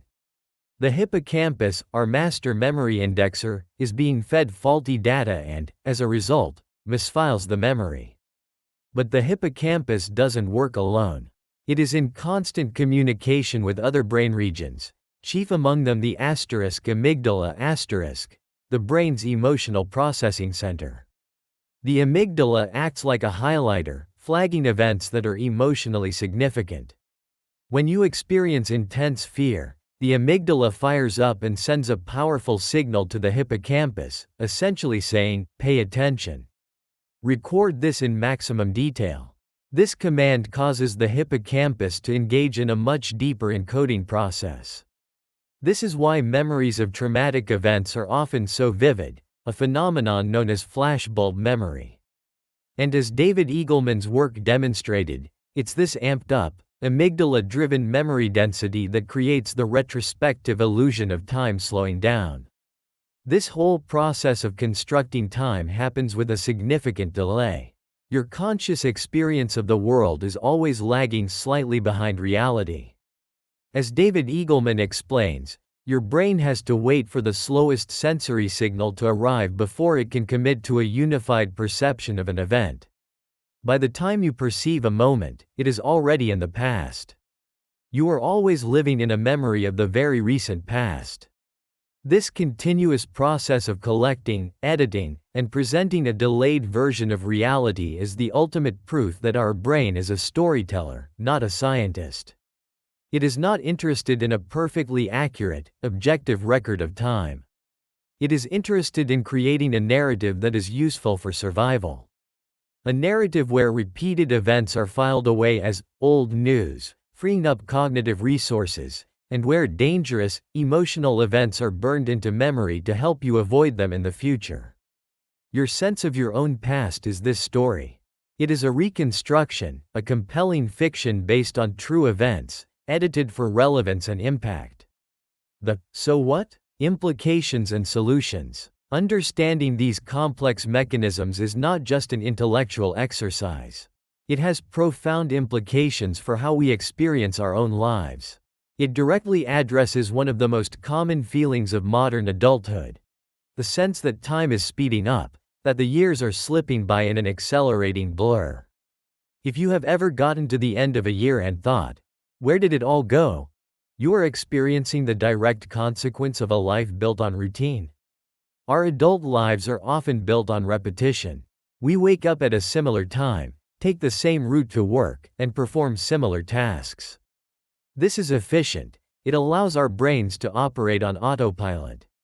But we now know the price of this efficiency. Each of these repeated events is being processed as familiar.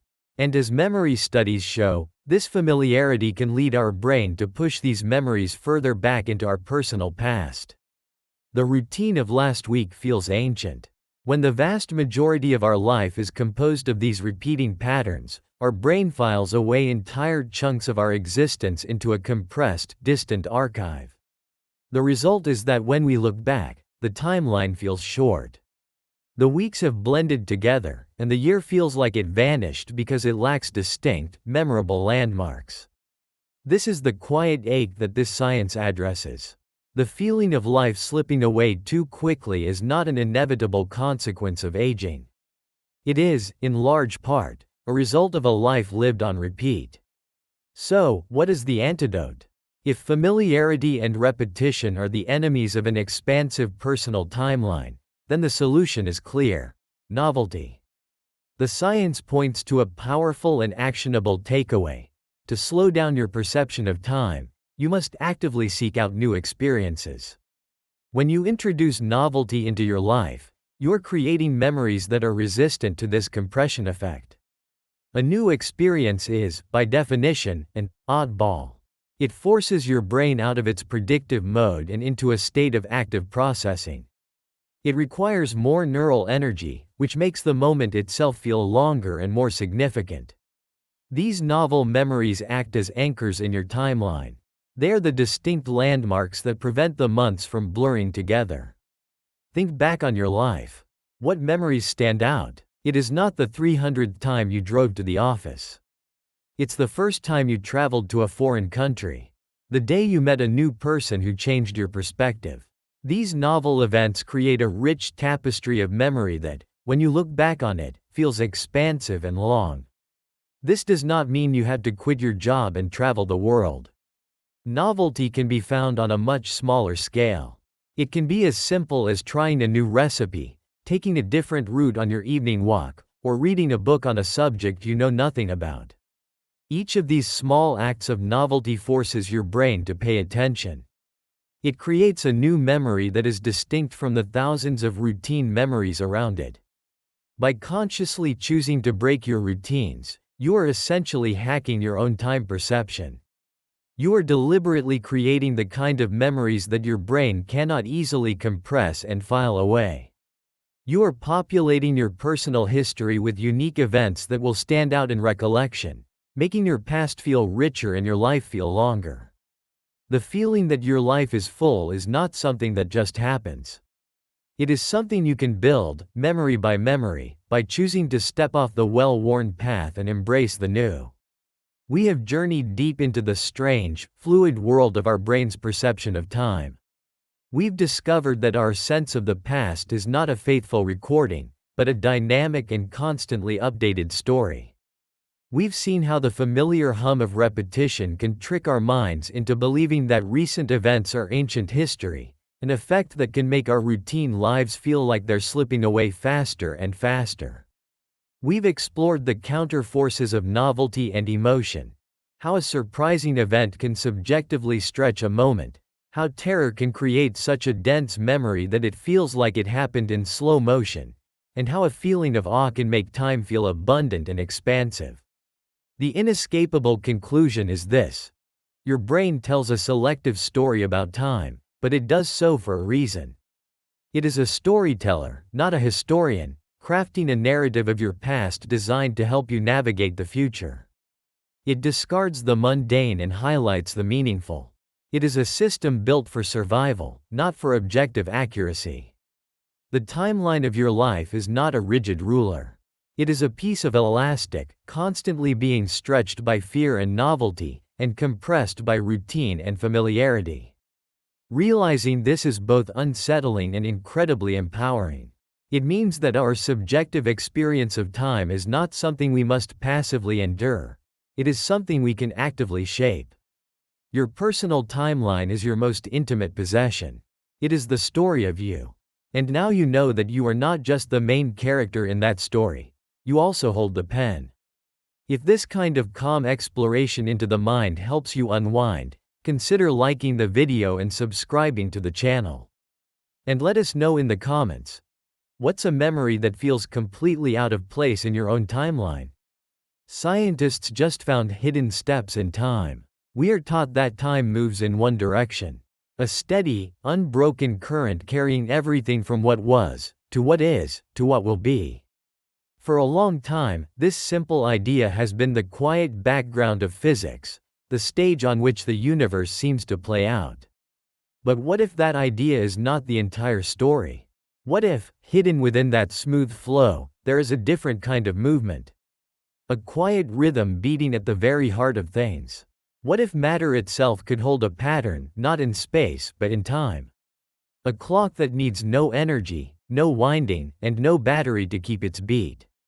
It sounds like something imagined rather than evolved. It seems to challenge the rules we have come to trust.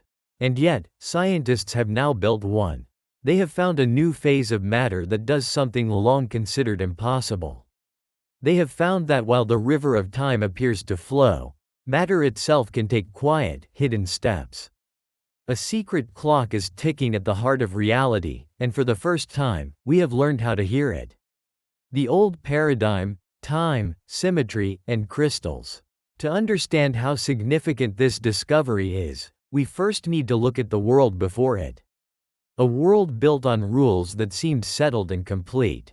In physics, one of the most important ideas is symmetry. Symmetry is, in many ways, a language the universe uses. We see it in the shape of a sphere, which looks the same no matter how it is turned. The laws of physics themselves are built on these kinds of symmetries. One of the most fundamental is called spatial translation symmetry. It is a formal way of saying something very simple. The laws of physics are the same everywhere. The gravity that holds you in your chair is the same gravity that holds galaxies together billions of light years away. If you do an experiment here, and then do the exact same experiment a million miles away, you should get the same result. The universe does not play favorites with location. But here is where things become interesting. While the laws are symmetrical, the universe is filled with things that break that symmetry. The most common example is a crystal. Think of a snowflake or a grain of salt. The underlying laws that govern how atoms bond are the same in all directions. They exist on a uniform, empty stage. But when those atoms come together, they do not remain a uniform cloud. They arrange themselves into a specific, repeating pattern. They choose a formation. In doing so, they have broken the perfect spatial symmetry of the laws that created them. The result is no longer the same everywhere. There are places with atoms, and places without, arranged in a precise grid. For centuries, physicists understood this relationship between symmetry and symmetry breaking in space. But there is another, even deeper symmetry: time translation symmetry. Just like its spatial counterpart, this principle says that the laws of physics are the same through time. The rules that governed the universe a billion years ago are the same rules that govern it today. This symmetry is profoundly important. It is the very reason that energy is conserved, the reason the total energy in a closed system can neither be created nor destroyed. Because of this deep connection, it was believed that while you could break spatial symmetry to make a crystal in space, you could never break time translation symmetry in the same way. An object in its lowest possible energy state, its ground state, should be still. A clock pendulum eventually stops swinging as it loses energy. The universe, according to thermodynamics, trends toward a state of rest and equilibrium. The idea of an object in its ground state continuing to change in a repeating way, forever, seemed impossible. It was a door to perpetual motion, a concept long settled as a paradox. The laws of time seemed absolute. Until a physicist asked a quiet question. The impossible idea, the birth of time crystals. The story of this discovery began not in a lab, but in the mind of a single person. In 2012, the theoretical physicist Frank Wilczek was preparing a lecture on crystals. He was explaining how they break spatial symmetry, arranging themselves in repeating patterns in space. And then, a profound and almost playful thought occurred to him. If you can have a crystal that repeats in space, could you have a crystal that repeats in asterisk time? This was the seed of the idea. Wilczek imagined an object that, in its lowest energy state, would still be in perpetual, repeating motion. It would not be like a planet orbiting a star, which has immense energy. This would be an object with no energy left to give, yet it would continue to tick, forever. He called this theoretical object a time crystal. The idea was compelling, but the reaction from other physicists was cautious and skeptical. It seemed to go against the foundational principles of thermodynamics. A clock that runs forever without energy? An object that moves perpetually in its ground state? It sounded too much like a perpetual motion machine. And at first, the skeptics appeared to be right. A few years later, other physicists published proofs showing that a time crystal of the kind Wilczek had first imagined, a system in perfect, isolated equilibrium, was impossible. They argued that any such system would inevitably lose energy, no matter how small, and grind to a halt. The dream of a continuous time crystal, moving on its own, was shown to be a mathematical impossibility. The beautiful, radical idea seemed to have been a mistake of imagination. It looked like a fascinating thought that was ultimately ruled out by the firm laws of physics. But the story was not over. Where one path closed, a subtle quantum possibility was about to open. The journey of discovery, the quantum loophole. The idea of the time crystal was too interesting to disappear. Physicists, drawn to the paradox, did not abandon it. Instead, they began to look for a way around the impossibility proofs. The original idea of a time crystal in a state of perfect equilibrium was forbidden. But what about a system that wasn't in equilibrium? What if you nudged it periodically? This led to a brilliant shift in perspective. The focus moved from a continuous time crystal to something new, a discrete time crystal. The concept is subtle but profound. Instead of a system that moves forever on its own, imagine a system that you periodically kick with an external force, like a pulse of a laser. The analogy is a child on a swing. Imagine you push the swing precisely every 3 seconds. That push is the drive, and its period is 3 seconds. You would expect the swing to go back and forth with that same 3-second rhythm. The system's response matches the drive. This is what normally happens. But a discrete time crystal does something else entirely. Imagine pushing that swing every 3 seconds, but the swing only completes a full cycle, back and forth, every *6 seconds. It oscillates at a period that is exactly double the period of your pushes. It has settled into a rhythm that is a multiple of your own, but different from it. It is not swinging randomly, it has adopted its own robust, internal beat. This is the signature of a discrete time crystal. It is being told to dance to one rhythm, but it stubbornly chooses to dance to another, slower and perfectly synchronized one. This sounds like it should create another problem. If you are constantly kicking a system with a laser, you are adding energy. Shouldn't it just heat up and become a chaotic, disordered soup? According to thermodynamics, yes.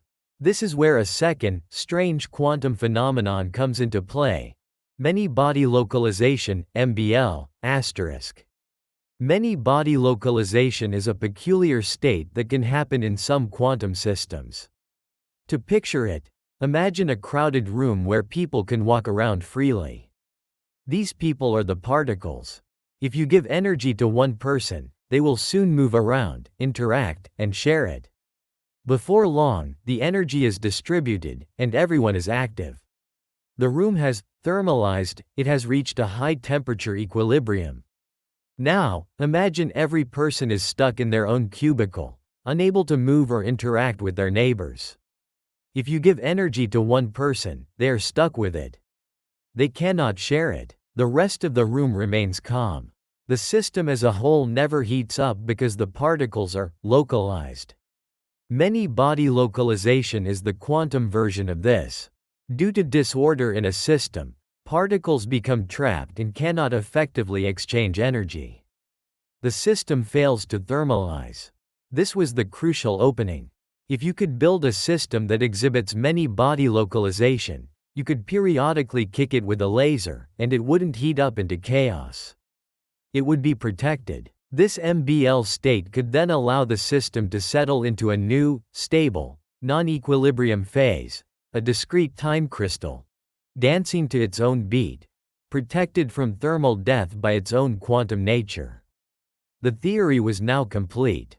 You needed a quantum system, a periodic drive to kick it, and disorder to create many body localization. With these ingredients, a time crystal was no longer impossible. The journey now moved from the blackboard to the laboratory. We are now at a point where a concept once seen as a paradox is about to become a reality in a lab. This transition from abstract thought to something tangible is where science often becomes quietly profound. If this kind of calm exploration into the world of physics helps you unwind, consider liking the video and subscribing to the channel. You will not want to miss what comes next. The aha moment. Building the impossible. The theoretical recipe was on the table, and several teams began the careful work of trying to build it. The breakthrough came from a monumental effort by researchers at Q-Tech, a collaboration between the Delft University of Technology and TNO in the Netherlands, working with others at UC Berkeley and Element 6. Their material of choice was a diamond. But it was not an ordinary diamond. It was a diamond with specific, engineered imperfections. The team used a quantum processor made from a system of 9 quantum bits, or qubits. These qubits were the nuclear spins of carbon-13 atoms inside the diamond's crystal structure, alongside special defects known as nitrogen vacancy, NV, centers. An NV center is a tiny flaw where a nitrogen atom sits next to an empty spot in the diamond's carbon grid. These small defects act as controllable quantum systems. Here is how they built it. First, they prepared their system of qubits. The natural randomness in the positions of these atoms provided the disorder needed for many body localization.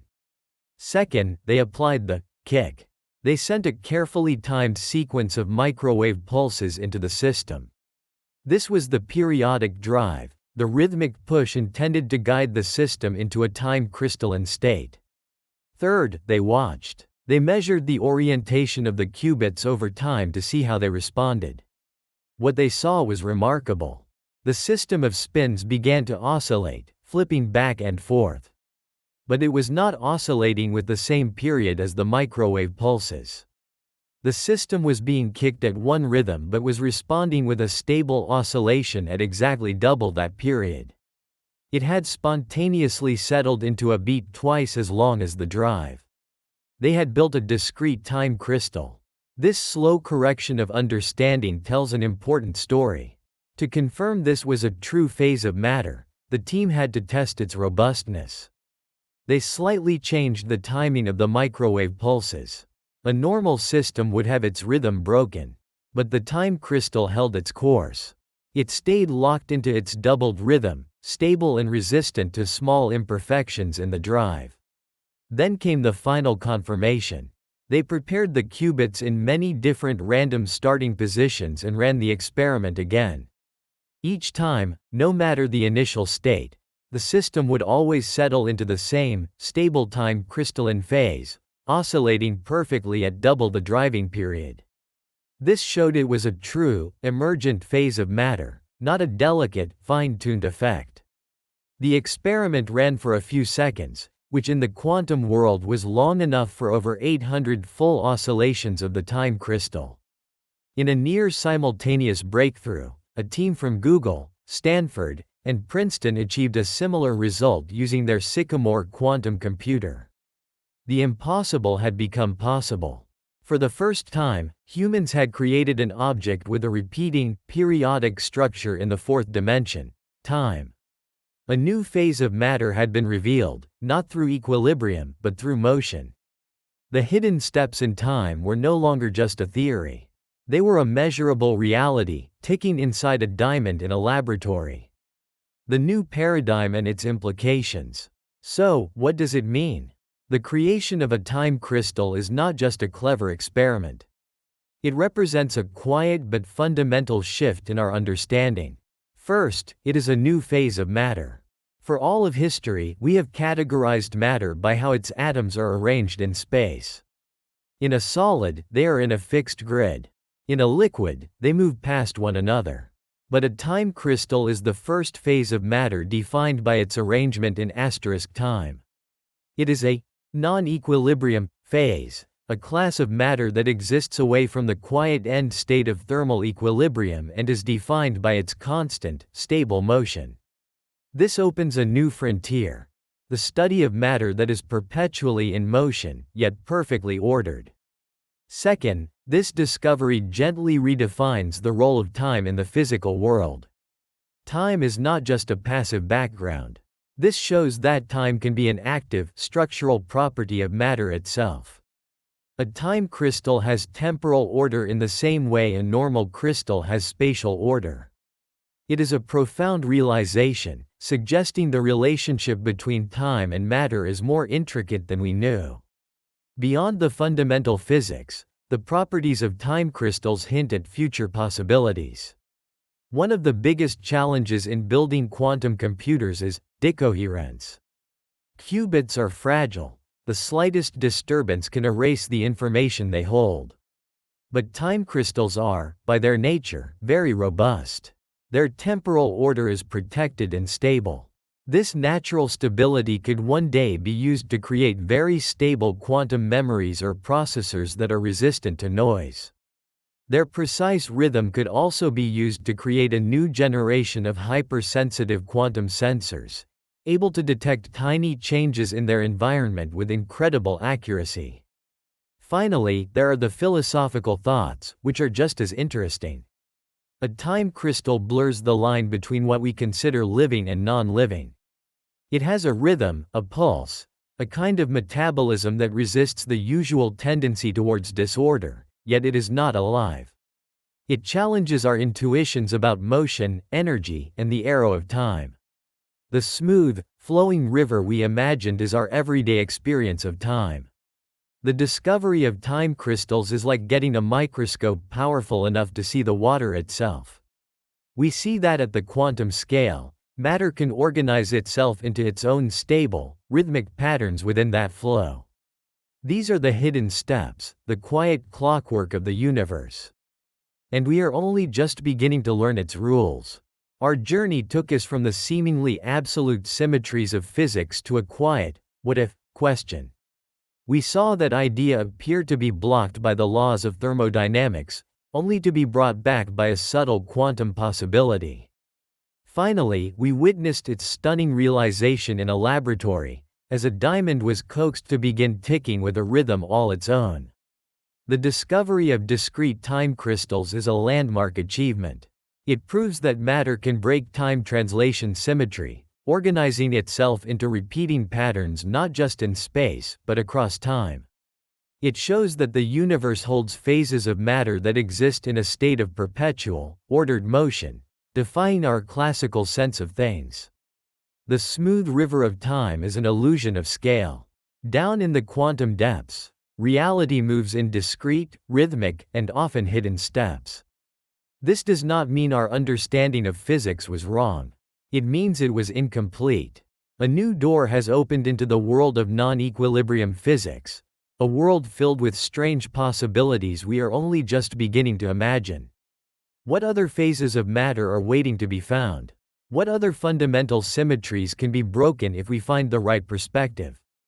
The story of time is far from over. We may have just turned to a new, and much stranger, chapter. What do you think is the most incredible implication of this discovery?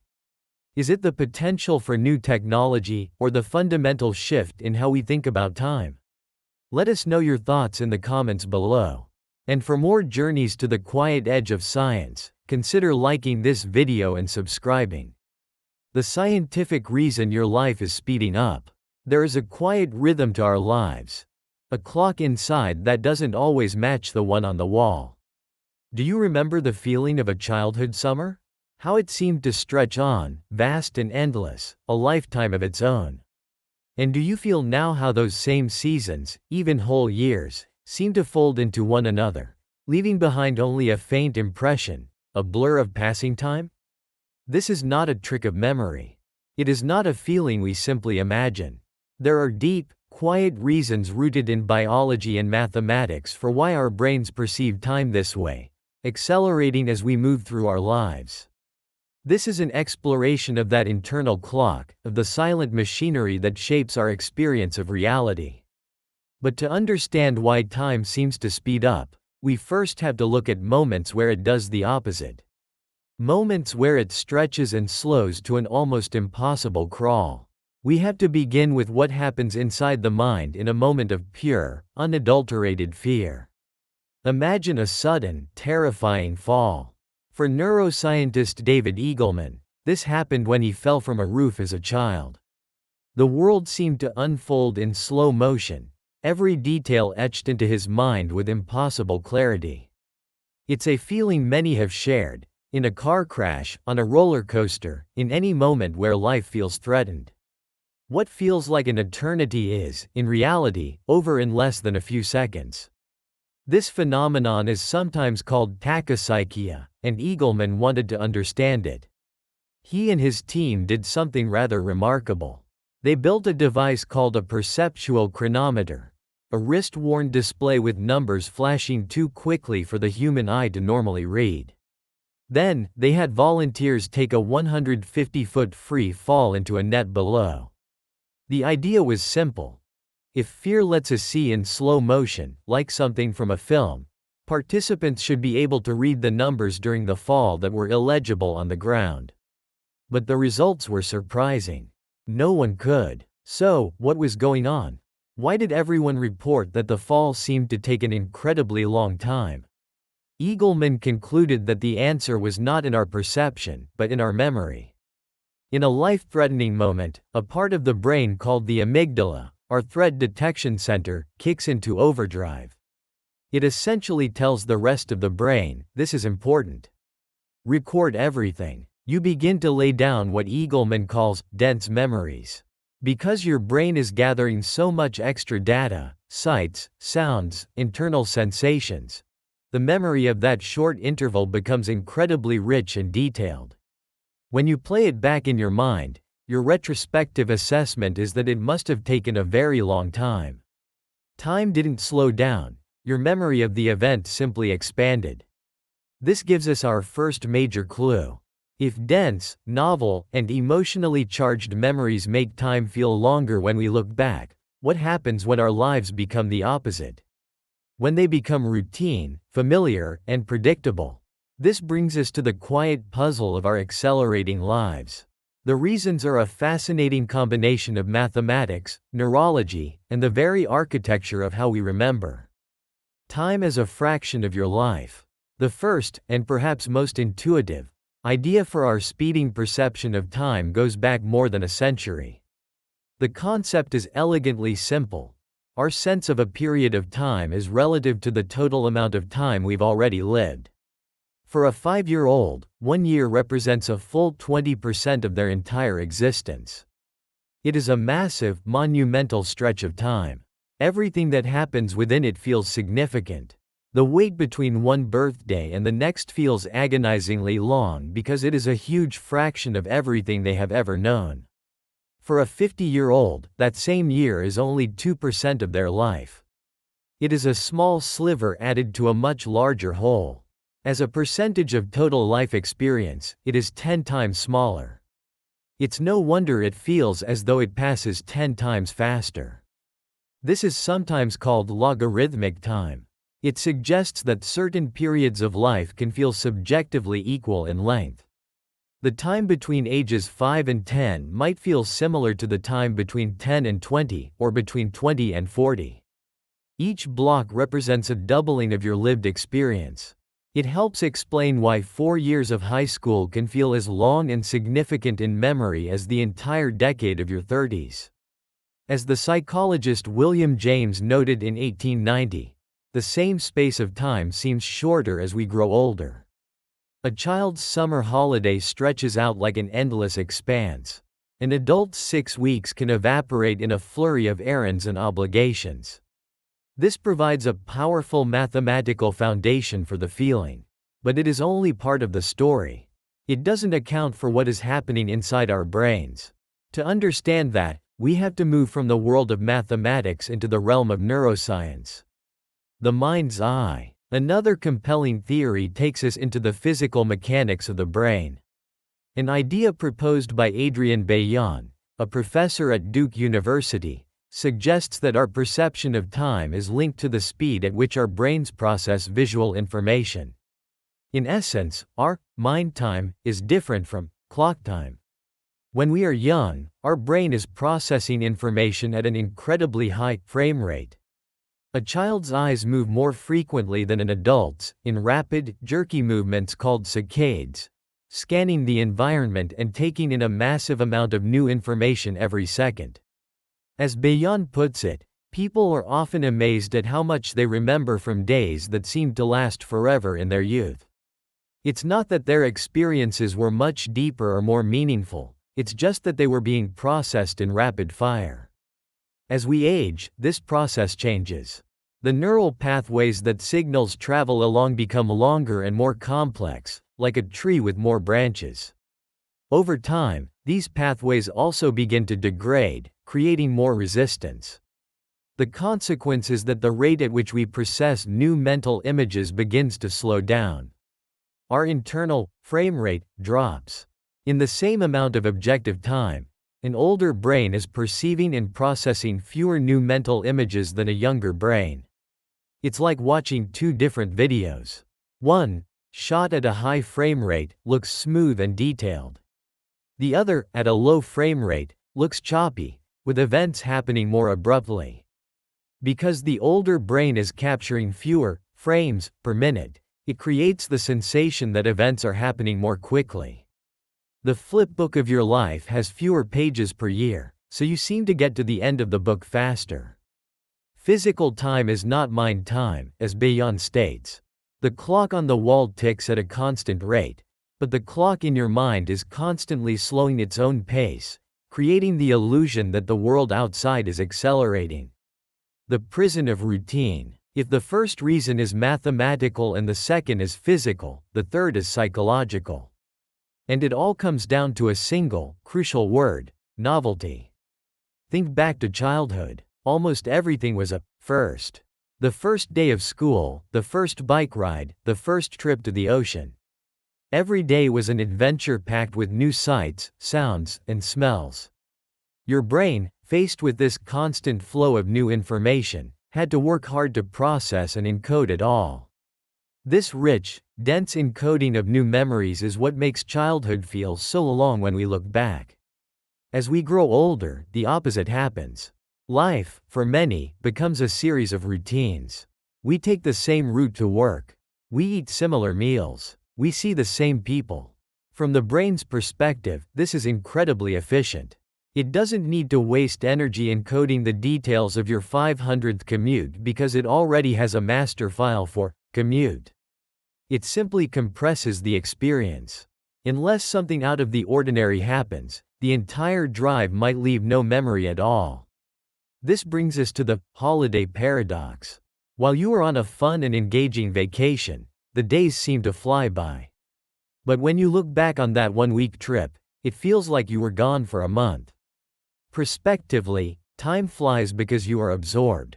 But retrospectively, your brain is packed with new, vivid memories. The unfamiliar streets, the different foods, the unique sights. Because you formed so many distinct memories, the period feels incredibly long in your recollection. A routine week at home, by contrast, might produce very few new memories and feels like it vanished in an instant. Your brain uses the number of new memories as a ruler. A childhood summer is full of thousands of new memories, making it feel eternally long. An adult year of routine might produce only a handful of distinct memories, causing the entire year to feel compressed and short. The fading spark. We've touched on how new experiences create strong memories, and this is deeply tied to a brain chemical, dopamine. But dopamine's influence on our perception of time is even more direct. Scientists believe that dopamine is a key regulator of our internal clock. The theory is that the tick rate of this clock is driven by bursts of neural activity, and dopamine levels influence the frequency of those bursts. Higher dopamine levels seem to increase the speed of the internal clock. And when your internal clock is ticking faster, you perceive external time as passing more slowly. This is where aging comes in. It's a well-documented biological fact that our dopamine system changes as we get older. Starting around middle age, both the levels of dopamine and the number of receptors in the brain generally begin to decline. With lower levels of dopamine, the tick rate of our internal clock is believed to slow down. As a result, when we look at the clock on the wall, it seems to be moving faster. The days and weeks appear to race by because our internal pacemaker is lagging. Research in animals supports this connection. In some studies, scientists have been able to influence time perception by artificially stimulating or inhibiting dopamine neurons.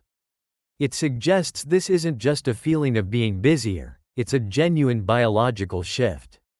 Every year, the metronome in your head clicks just a little bit slower, and the symphony of life seems to rush towards its finale a little bit faster. The architecture of memory. Our final piece of the puzzle isn't about why time speeds up now, but how our memory of the past reinforces this feeling. It involves a phenomenon called the reminiscence bump. If you ask an older person to recall important events from their life, you'll notice a pattern. They will remember recent events, but they will have a disproportionate flood of vivid memories from roughly their late teens to their late 20s. This period of life is, like early childhood, packed with novelty and firsts. First love, first job, leaving home, graduating. Because these events are so crucial to defining who we are, our brain encodes them with incredible detail. This creates a skewed timeline in our minds. Looking back, the period from age 15 to 25 feels incredibly dense and long because it is so richly populated with powerful memories. The decades that follow are often characterized by more stability and routine. This lack of memory density makes those later years feel compressed in comparison. It creates the illusion that after the whirlwind of early adulthood, life settled down and then started to fly by. Think of your life's memories as books on a shelf. The shelf for your teens and 20s is overflowing with thick, detailed volumes. The shelves for your 40s and 50s might have fewer, slimmer books. When you look at the whole library of your life, it seems the most dramatic and lengthy stories were all written early on. How to slow down time. It can all sound a bit grim, as if we are passengers on a runaway train with no way to hit the brakes. But that is not the full story. The same science that explains why time speeds up also contains quiet instructions for how to slow it down. The key is not to change the clock, but to change our relationship with it. The key is creating new memories. If routine is what makes years blur together, then novelty is the force that stretches them back out. This does not mean you have to quit your job and travel the world. It can be as simple as taking a different route to work, trying a new recipe, or listening to a genre of music you've never explored. Each small change forces your brain out of autopilot and creates a new, distinct memory. Learning something new, a hobby, a language, an instrument, is another powerful way. The process of learning is, by its nature, filled with firsts. Your brain is constantly forming new connections and memories as you move from novice to competent. Those moments serve as powerful landmarks that stretch your perception of time. And perhaps most importantly, simply pay attention. So much of our adult life is spent on autopilot. By practicing mindfulness, by noticing the present moment, the taste of your coffee, the feeling of the sun on your skin, you give your brain more data to record. You make the frames of your life richer, more detailed, and in retrospect, longer. The acceleration of time is not an inevitability, it is a default setting. It is a signal from your brain, a quiet call to action. It is a reminder that the most precious resource we have is not time itself, but the new experiences we fill it with. A life lived on autopilot is a life that will feel short. But a life filled with curiosity, with challenges, with the courage to step into the unfamiliar, that is a life that will feel long and rich and deep. What about you? When did you first notice time starting to speed up? What are the moments in your life that feel the longest when you look back on them? Feel free to share your experiences in the comments below. And if this quiet exploration into time perception was valuable to you, consider liking the video and subscribing for more journeys into the science of the human experience. Science proves your body has a hidden metronome. There is a strange elasticity to our lives. A single minute can feel like an age while we wait for something to happen. An entire weekend with friends can vanish, leaving only the quiet question of where the hours went. We have all known the slow-motion clarity of a near disaster, where a second seems to stretch, offering just enough space to react. We have also felt the bewildering speed of a perfect afternoon, where time compresses into a feeling, a memory that seems too brief for the joy it contained. We often dismiss these feelings as subjective, as tricks of the mind. We accept that time can bend, but we rarely ask why this bending is part of our design. What if that inconsistency was not a flaw in our perception, but a feature of our biology? Science is beginning to reveal that the body has its own quiet metronome, a secret timer ticking at a pace far faster than any clock on the wall. This is not the familiar 24-hour cycle that guides our sleep. This is a high-speed rhythm generator, a biological clock set not by the sun, but by the very beat of our heart and the electrical pulses that move through our nerves. This hidden rhythm dictates the speed at which we experience our lives. It is the invisible framework that segments the continuous flow of reality into the discrete moments we are able to perceive, process, and remember. This is an exploration of that metronome, a journey into the science of interoception, the body's quiet perception of itself, to understand how this ultra-fast clock works. We will explore how each heartbeat sends a timing signal to the brain, a signal that can gently mute our senses or sharpen our fears. We will look closely at the nature of a moment, and see that it is not a vague idea, but a measurable slice of time carved out by our own physiology. By the end of this, perhaps we will no longer see time as something that simply happens to us, but as something we help create. Perhaps we will understand that we are the timekeepers. Our bodies are the ones keeping the beat, the steady river and the unquiet mind. Our modern world is built upon the idea of a steady, unwavering clock. 60 seconds in a minute, 60 minutes in an hour. It is the foundation of our economies, our schedules, our physics. We imagine time as a great river, flowing at a constant speed, carrying all of us along in its current. This idea, inherited from Newtonian physics, is comforting in its stability. It suggests a shared, objective reality. But our own private experience quietly argues that this is an incomplete story. If time were truly a steady river, a dull meeting would not feel like a stagnant pond, and a thrilling concert would not feel like a waterfall we plunge through in an instant. The objective clock on the wall may tick forward with relentless consistency, but our subjective clock, the one we actually live by, is a more delicate, impressionable thing. It stretches and compresses, dictated not by gears and pendulums but by novelty, emotion, and where we choose to place our attention. The work of neuroscientists like David Eagleman has helped us understand that our brain does not passively perceive time, it actively constructs it. There is no single, dedicated spot in the brain where time is processed. Instead, it is a distributed network, a symphony of different neural systems working together to create our sense of temporal flow. And because time is a construction, it is susceptible to influence. The brain is a storyteller, and time is a fundamental element of the stories it tells about our reality. This brings us to one of the most common and quietly unsettling questions about time. Why does life seem to accelerate as we grow older? A summer vacation at age 10 felt like a miniature lifetime, filled with distinct days and discoveries. A full year at age 40 can pass in what feels like a blur. This is not simply a trick of nostalgia. It is a well-documented phenomenon, and the leading theory for it revolves around novelty and memory. When we are young, much of the world is new. The brain is in a constant state of data acquisition. Learning to ride a bike, the first day of school, the taste of an unfamiliar food, each experience is rich with unique information. To process this novelty, the brain must work hard, laying down dense, detailed memories. When we look back on these periods, the brain retrieves a thick collection of memory files. The sheer volume of this recorded data creates the subjective feeling that the time was long. It was packed with information.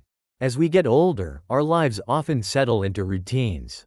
The commute, the weekly errands, the evening rituals.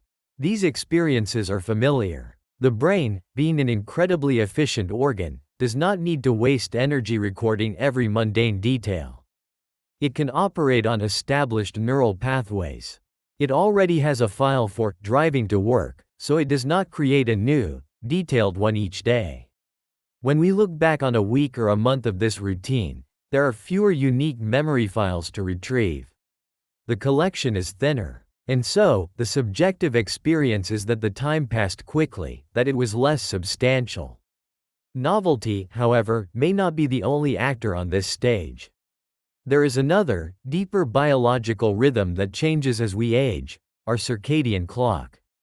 Research shows that the function of this master 24-hour pacemaker can alter as we get older, leading to changes in sleep and hormone regulation. It is possible that these fundamental shifts in the master clock that governs our days and nights also contribute to our changing sense of time's passage. This variability, this warping and bending, is not a flaw in our biological design. Our perception of time is meant to be flexible. But understanding this flexibility opens up a deeper question. If our experience of years and months is so subjective, what about our experience of seconds and milliseconds? What governs the texture of a single, fleeting moment?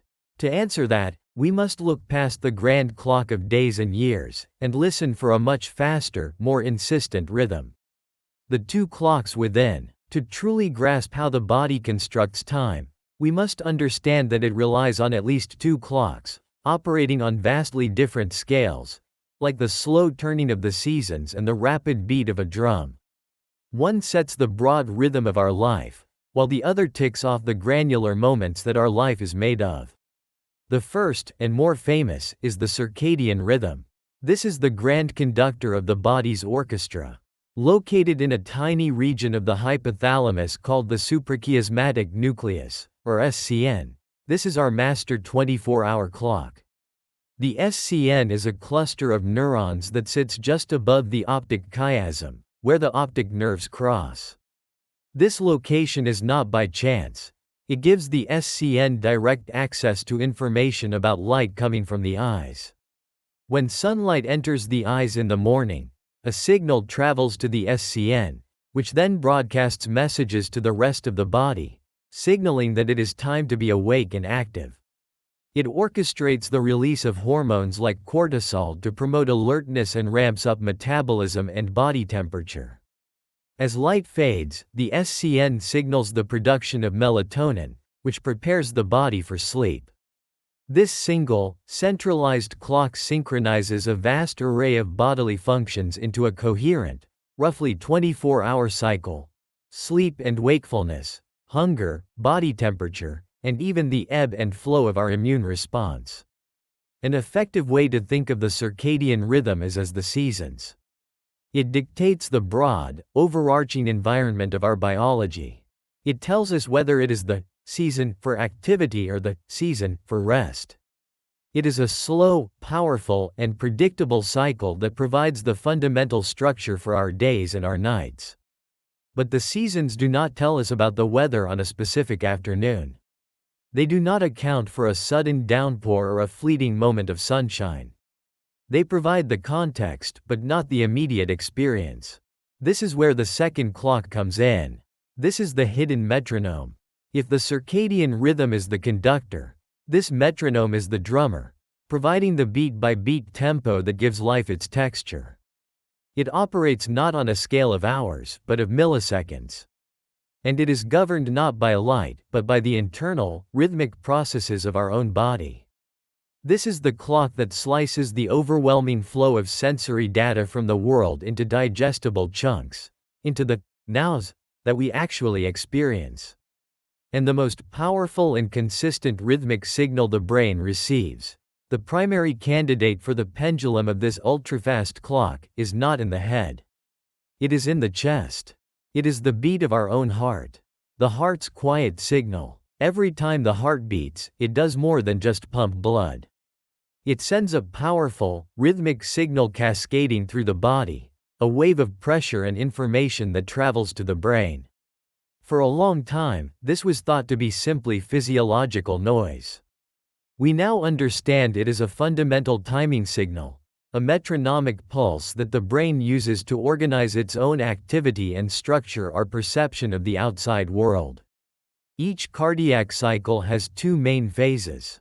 There is systole, the phase of contraction, when the heart forcefully ejects blood into the arteries.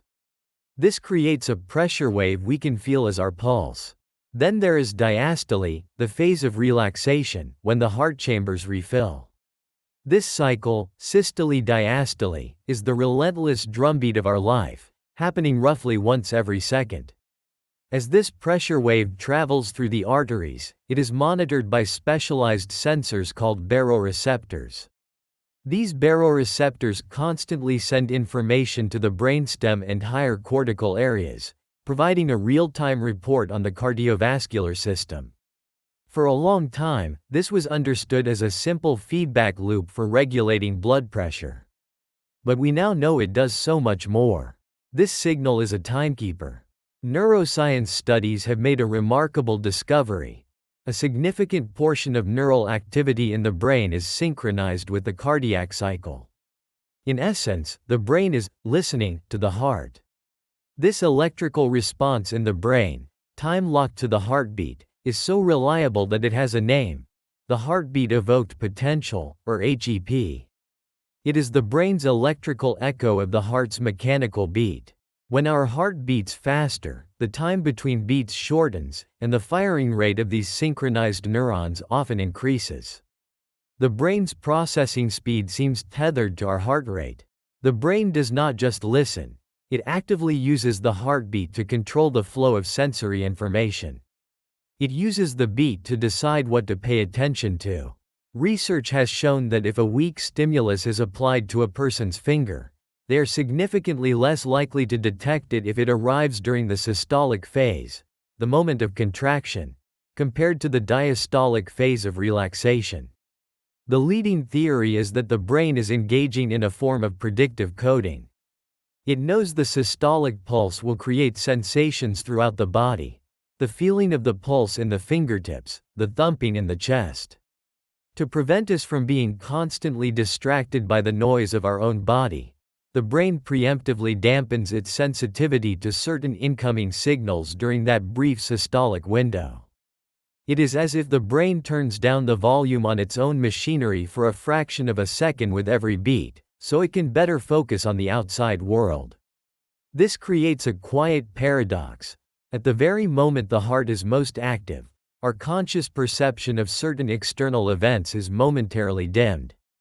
Our experience of the world flickers, ever so slightly, with every beat of our heart. And yet, this is not a simple mute button. In certain contexts, the heart's metronome does the exact opposite.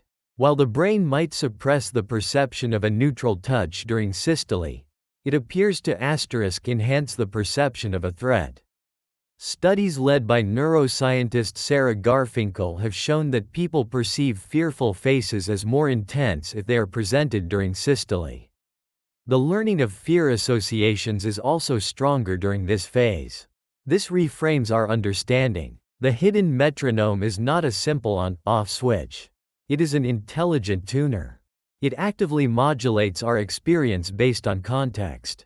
During systole, it seems to say, pay less attention to minor, predictable bodily sensations, but also, pay more attention to potential dangers in the environment.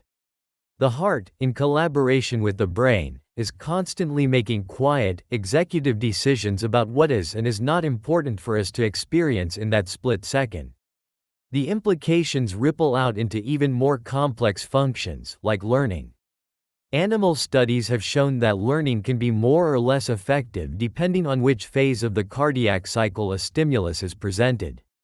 In humans, the results are just as intriguing, showing that the brain's initial electrical response to a stimulus is significantly amplified during systole. This is a tantalizing clue that our internal rhythms create windows of opportunity, moments where our brains are more or less receptive to new information. The beat of the heart is not just background noise. It is a fundamental code, a rhythmic signal that helps the brain parse the world, timestamping our experience. The neural symphony. The heartbeat provides a foundational rhythm, a powerful, body-wide pulse that the brain can lock onto. But to think that the heart is the asterisk-only timekeeper would be to miss the most intricate part of the story. The brain is not a passive receiver. It is a profoundly rhythmic organ in its own right. It takes the simple drumbeat from the heart and weaves it into a complex neural symphony. Billions of neurons do not just fire randomly. They communicate through synchronized electrical pulses, creating rhythmic patterns known as neural oscillations or brainwaves. You may have heard of them: alpha, beta, theta, and gamma waves, each associated with different states of consciousness, from deep sleep to active concentration. These brainwaves are, in themselves, a form of timekeeping, operating on multiple timescales simultaneously. This rich, multi-layered rhythmic activity is just as fundamental to our perception of time as the heartbeat.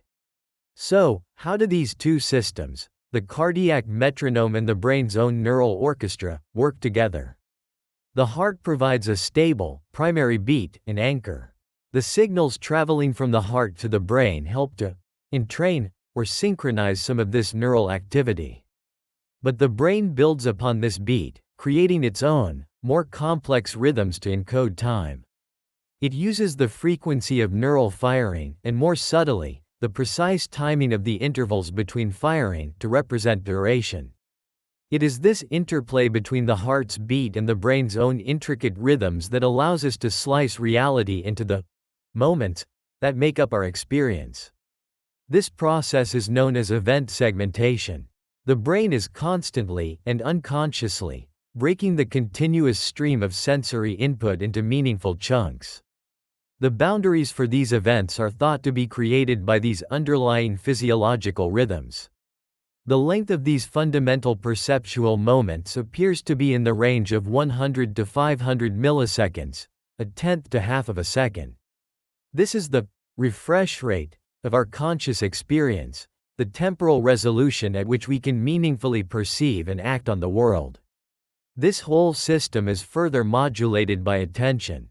The brain has a finite amount of processing power, and it has to make constant decisions about where to allocate it. Do you focus on the outside world, or on your internal state? It turns out there is a direct trade-off between the two. Remember the heartbeat-evoked potential, HEP, the brain's electrical response to the heartbeat? Studies have shown that when you deliberately focus your attention inward, on your own bodily sensations, the amplitude of your HEP increases. Your brain is literally listening more closely to your heart. But here is the trade-off. In the moments when your brain is already highly attuned to your internal state, your ability to detect a weak external stimulus goes down. This explains a common experience. When we are feeling highly anxious, our attention is naturally drawn inward to a racing heart and tense muscles. Our interoceptive focus is high.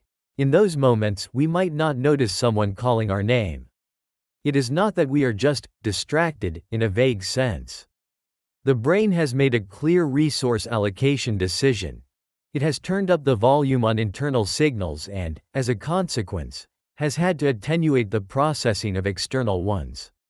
This entire, intricate system, the master circadian clock, the heart's primary beat, the brain's complex rhythms, and the focus of our attention, is what creates our subjective sense of time.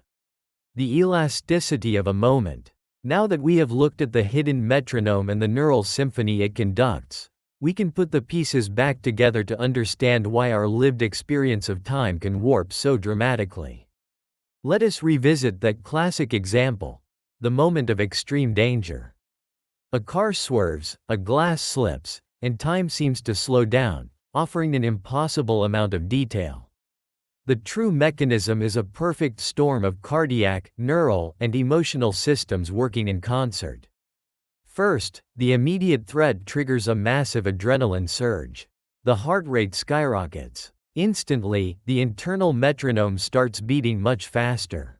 In the space of one objective second, the brain is now receiving perhaps 2 or 3 cardiac pulses instead of just one. It is getting more temporal data points, more frames, with which to construct the scene. Second, the amygdala, the brain's emotion center, kicks into high gear. During a life-threatening event, it works overtime to ensure we remember every possible detail that could help us survive a similar situation in the future. It hijacks the brain's memory systems, forcing them to lay down an incredibly dense and rich record of the event. The slow motion feeling does not actually happen during the event.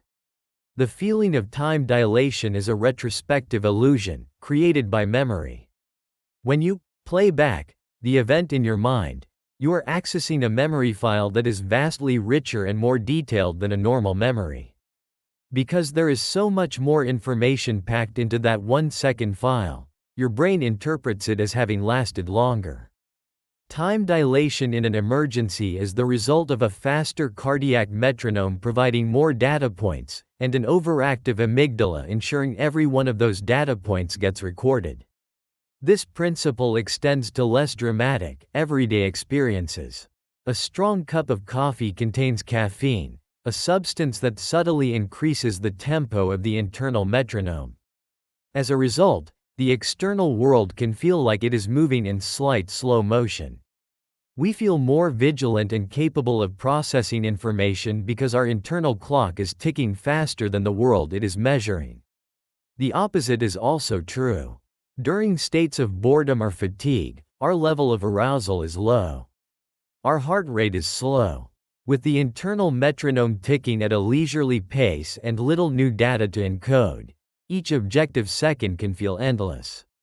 Time drags because, from a neurobiological perspective, very little is happening. These mechanisms also help explain why time perception can be so different from one person to the next. The key lies in interoception, the perception of our own internal bodily state. Just like any other sense, People vary in their interoceptive accuracy. Some are very good at feeling their own heartbeat without touching their pulse. Others are almost completely unaware of it. Research has shown a direct correlation between this interoceptive accuracy and the precision of time perception. People who are better at detecting their own heartbeats also tend to be more accurate at judging short durations. This suggests their brains are making better use of the cardiac signal as a timing reference. Their internal metronome is more finely tuned, or rather, their brain is a more attentive listener. Our experience of time, therefore, is an active, dynamic construction, built from the raw materials of our own physiology and shaped by our emotional and attentional state. For centuries, we have looked outward to understand time, to the stars, the sun, and the atomic clock. We treated it as a force of nature, an external river. But the science of interoception is revealing a profound shift in that perspective. The most important clock is inside us. We have seen that our experience is not a smooth film, but a series of discrete moments, stitched together by a hidden metronome set by our own heart. This cardiac rhythm is a timing signal that the brain uses to gate our senses, tune our emotions, and structure our perception of reality. We have learned that the warping of time is a direct consequence of this biological machinery, a product of the interplay between our heart rate, our neurochemistry, and the density of memories our brain chooses to create. This understanding is more than just a piece of scientific trivia. It is quietly empowering. While we cannot slow the objective clock, we can change the texture and perceived length of our lives. The research gives us a clear directive: to make life feel richer, seek new experiences. Break routines. Learn a new skill. Do anything that forces the brain out of its efficient, autopilot mode and into the data-rich mode of deep encoding. Fill your years with more unique memories, and those years will feel more substantial in retrospect. We can also learn to connect with our internal metronome. Practices like meditation and focused breathing are, at their core, training in interoceptive awareness. By calming our system and tuning our attention inward, we modulate the very cardiac signals that our brain uses to construct our sense of the present moment. We are learning to listen to the clock instead of just being pushed by it. So the next time time feels like it is playing tricks on you, remember that it is not just in your head. It is in your heartbeat. You are not just a passenger in time. Your body is keeping the beat. If this kind of calm exploration into the human experience helps you unwind, consider liking the video and subscribing to the channel. And wherever you are right now, feel free to share in the comments when you have felt time warp the most. I would be interested to read your stories. The vanishing moments of your life. You are in a familiar room, and in the time it takes to blink, an hour has passed. The small, flashing cursor on the screen has not moved. It marks a space in an ocean of lost time. You were there, but your mind had quietly drifted somewhere else entirely. Or perhaps it is this. You are driving a route taken 1,000 times. You pull into your driveway and turn off the engine, and a strange, quiet feeling arrives with you. You have no memory of the last few minutes of the journey. The turn onto your street, the gentle curve of the road. It is a blank space in the fabric of your experience. Maybe it is a conversation. You are looking at someone, nodding. You can see their mouth moving, but as they pause and wait for you to respond, you realize you have not heard them for some time. You were present, but you were gone. These are not just small lapses in attention. They are the vanishing moments of your life. They are pieces of your own existence that disappear, like mist, before you have a chance to notice they were there. And the quiet truth is, you are missing more of them than you think. This is a story about those lost moments, the invisible voids that fill our days and our weeks. It is the story of a life lived on a gentle, persistent autopilot. But more importantly, it is an exploration of how we might learn to be present for our own existence, how we can begin to witness these moments before they fade forever. The anatomy of a lost moment. There is a quiet, shared feeling in modern life that it is passing us by, that we are watching a film of our own life instead of truly living it. This is not just a feeling, it is a reflection of how our minds work. Studies suggest that a significant portion of our day, perhaps even up to half of our waking hours, is guided not by conscious choice, but by quiet habit. For a large part of your day, you are not the one consciously at the controls. Your brain, in an effort to be efficient, has built a complex system of shortcuts, allowing you to navigate the world without constant, deliberate thought. This autopilot is what allows you to brush your teeth while planning your morning, or to drive a familiar route while lost in thought. On the surface, this seems like a remarkable feature of our evolution. It conserves our limited cognitive resources. But it comes with a cost, our presence.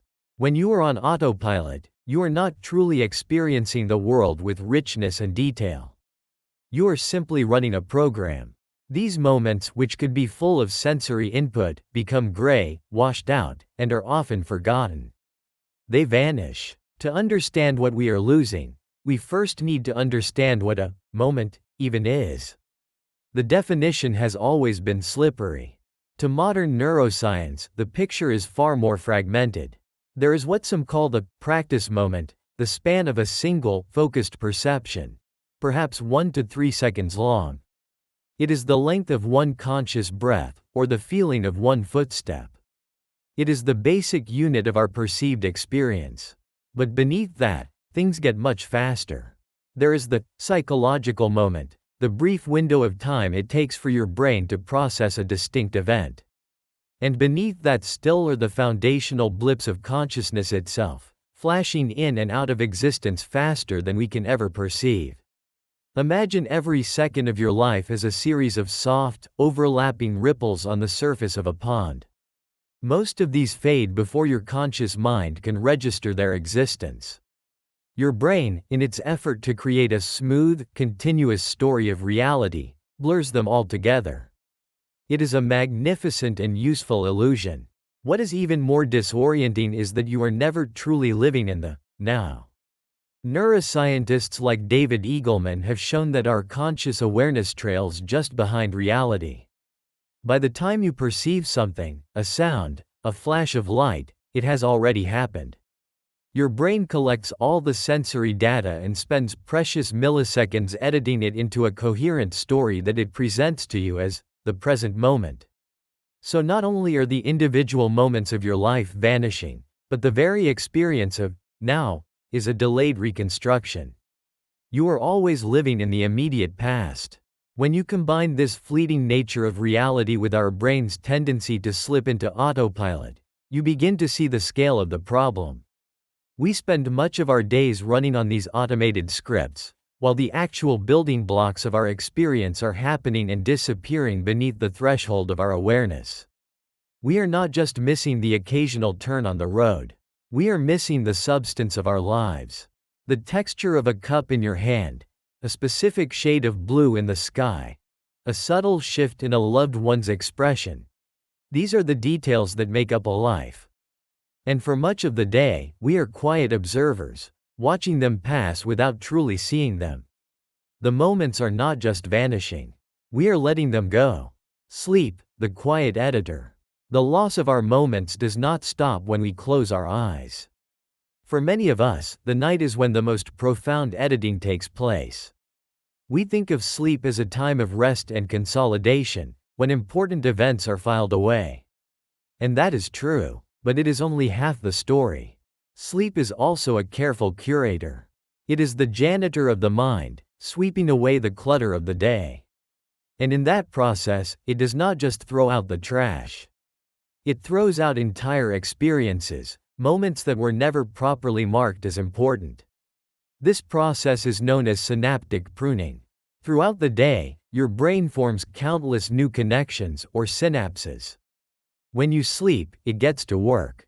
It strengthens the connections that were heavily used, memories tagged with strong emotion or repetition, and it gently prunes away the weak and unused ones. It is a vital process for keeping our brains from being overwhelmed with noise. But the side effect is memory erasure on a quiet, massive scale. Think of it this way: Every experience is like a footprint left on a vast, sandy beach. The experiences that were emotionally charged or that you paid close attention to are pressed deep into the wet sand near the dunes. But the moments you lived on autopilot, the commute you do not remember, the lunch you ate while scrolling, are faint impressions near the water's edge. When the tide of sleep comes in, which footprints do you think remain? The deep impressions are preserved. The faint ones are washed away, gone forever.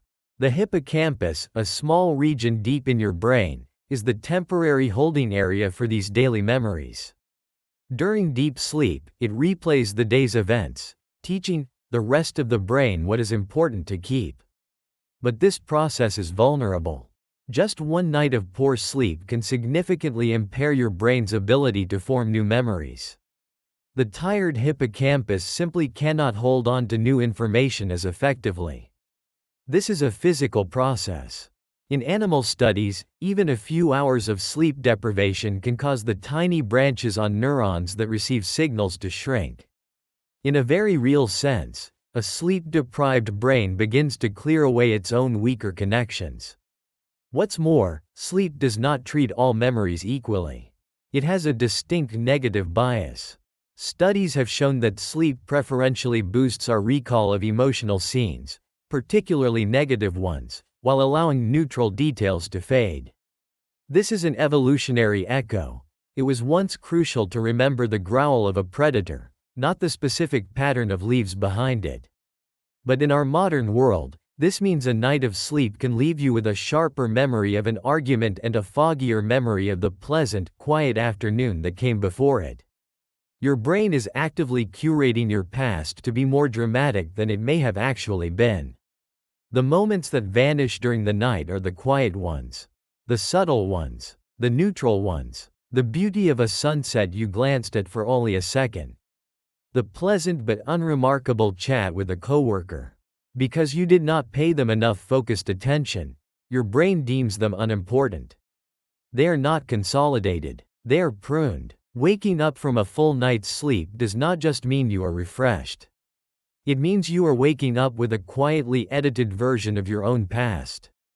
A version with empty spaces where the unexamined moments of your life used to be. The divided mind, the vanishing of our moments, is not just a silent, nocturnal process. It happens in broad daylight, every day. If sleep is the tide that erases the unrecorded past, then distraction is what prevents us from recording it in the first place. Have you ever found yourself in a conversation, only to realize your mind has drifted? You are nodding, but your internal world is consumed by something else entirely. Or perhaps you have sat down to read, and after a few pages, find you have absorbed nothing, your eyes scanning the lines while your brain is lost elsewhere. This is the modern condition of a divided mind. Our attention is the gateway to memory. Without it, experience flows over us like water, leaving little trace. Your short-term memory can only hold information for a brief period. If a moment is not given focused attention within that window, it does not get encoded into long-term memory. It falls away. Our distracted lives create a similar, if less extreme, effect. We live in a series of disconnected bubbles of awareness, with much of our experience slipping through the cracks.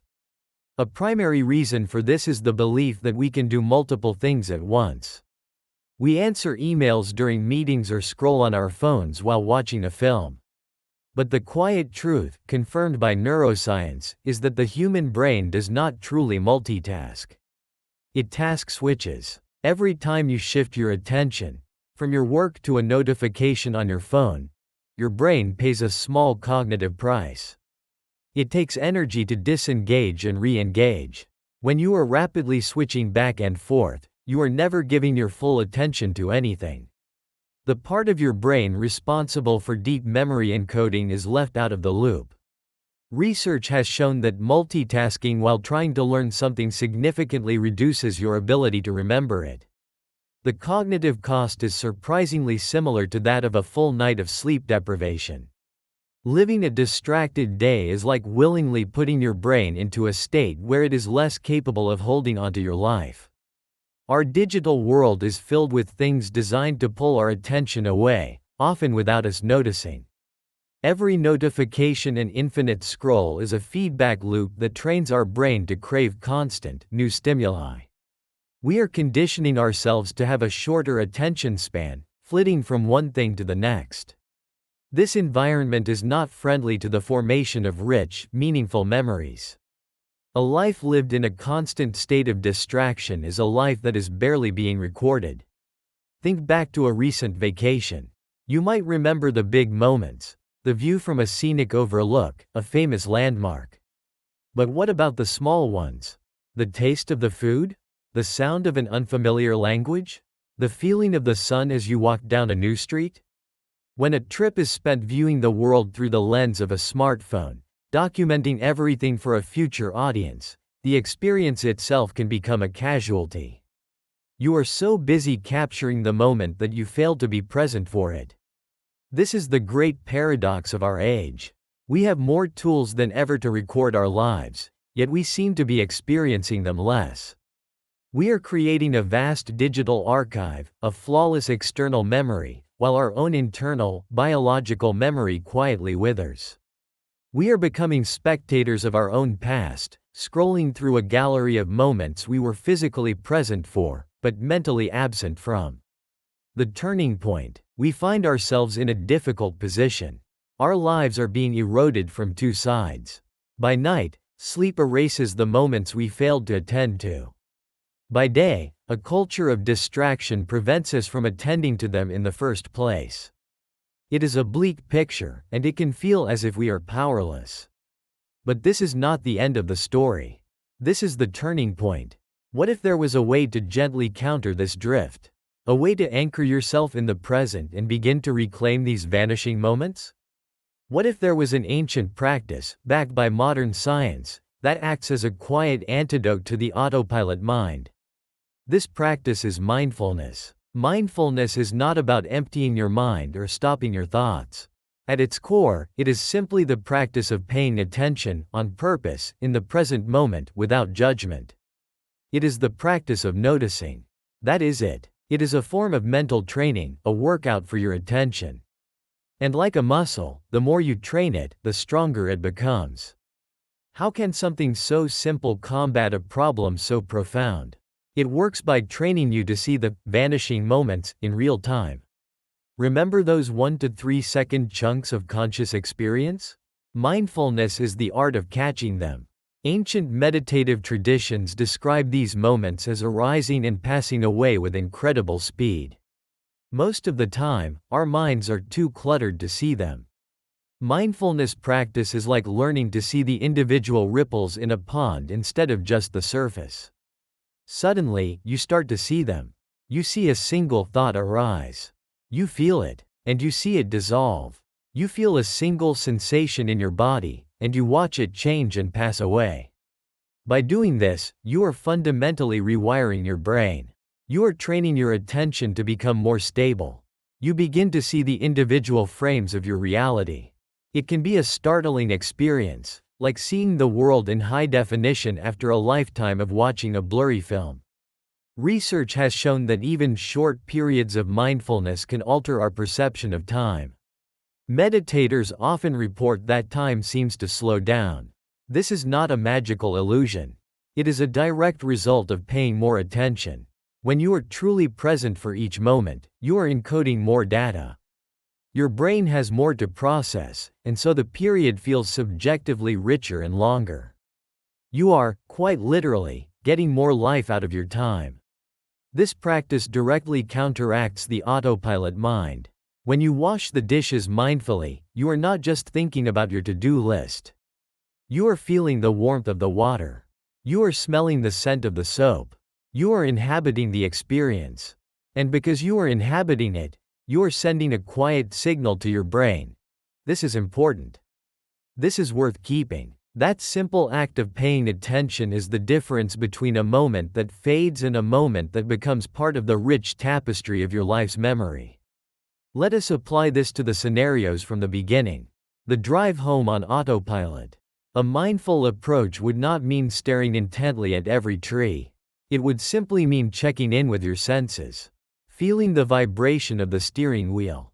Noticing the color of the sky. The conversation where you zoned out.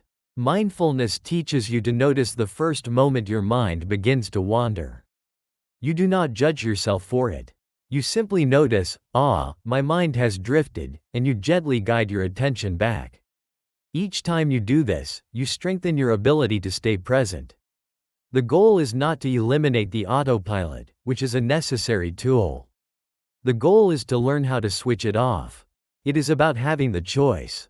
It is about becoming the pilot of your own mind, rather than a passive passenger. Mindfulness gives you the controls, empowering you to decide when to let the autopilot handle things, and when to take over to fully experience the moments that matter. It is how you start to capture your life, one conscious moment at a time. We have journeyed through the quiet landscape of our own minds, from the silent editing of our memories during sleep to the constant theft of our attention by distraction. We have seen how our brains, in their quest for efficiency, place us on autopilot, causing us to miss the very texture of our existence. The moments vanish, not because they are inherently fleeting, but because we are not there to witness them. It is a profound realization. To think of all the conversations unheard, the sunsets unseen, the simple joys unfelt. The point, however, is not to feel regret for the moments lost, but to find a quiet appreciation for the ones we can still witness. With awareness comes a choice. You now understand the mechanisms of the theft. And you also know that you are not helpless. Mindfulness is the tool that allows you to step out of the audience and become present in your own life. It is the simple, repeatable act of bringing your attention back to the here and now, again and again. It is how you tell your brain what matters. It is how you transform a faint footprint, destined to be washed away, into a memory preserved in the landscape of your life. Your life is not just the grand narrative of milestones.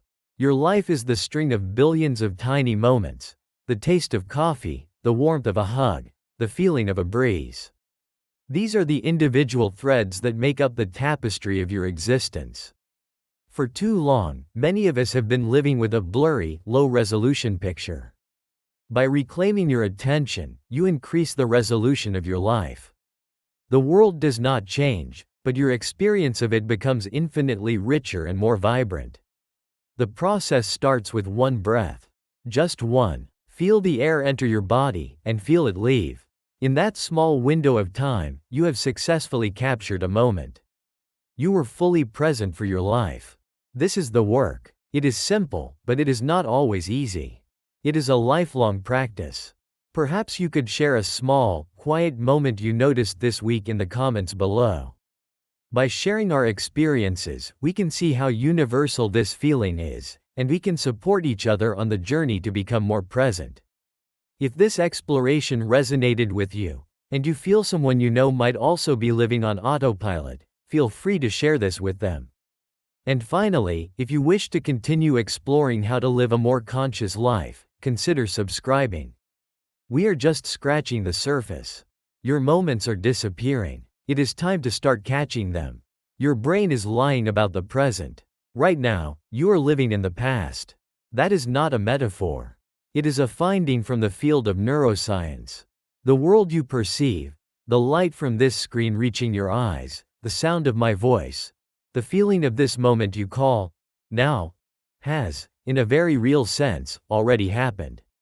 You are perpetually trailing reality, experiencing the universe a fraction of a second after it occurs. Your brain, the organ you rely on to build your world, is tasked with an immense challenge. It must perform a remarkable act of consolidation, a kind of neural editing that smooths over the gaps in your perception to create a seamless sense of the present. And yet, beneath that smooth surface is a staggering truth. Your consciousness is a delayed broadcast. It's a story written about events that are already over. This is a journey into the mechanics of that process. It is a look into the hidden machinery that manufactures your experience of time itself. We will explore the reason our senses do not present a perfectly synchronized picture of reality, Look at the strange ways the brain appears to bend and stretch time, and ultimately, we will touch on a profound question. What is the longest a single moment can feel before our brain files it away as the past? By the end of this, you may not think about the present moment in the same way again. Because to understand this neural process is to understand something fundamental about the nature of your own consciousness. The moment you think of as now is already in the past.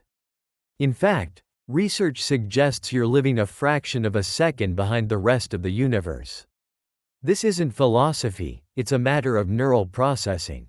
It appears the brain is constantly working to present a coherent story of the present, and this process reveals something remarkable about the nature of consciousness itself. The personal anchor, the slow motion fall. Let's anchor this in an experience many of us have either had or heard about. The moment time itself seems to slow down. Picture this. You're walking down a familiar street. You are lost in thought, perhaps considering what to have for dinner or a conversation you had earlier. You step off the curb to cross an intersection, your mind on autopilot. Suddenly, the sound of screeching tires shatters the calm. A flash of red metal appears in your peripheral vision. A car, moving much too fast, has run a red light. And then, something extraordinary seems to happen. The world doesn't just get loud and chaotic. It transforms. The roar of the tires seems to stretch out, becoming a long, drawn-out groan. The car, which was a blur of motion, now appears to move with an almost balletic quality. You can see the individual spokes on the spinning hubcap. You notice the expression of the driver, their mouth agape. You see a bird take flight from a nearby tree, each flap of its wings distinct and deliberate. In this frozen moment, which in objective time might last less than a second, you have thoughts. Clear, complex thoughts. That car is not going to stop. I am in its path. I need to jump back.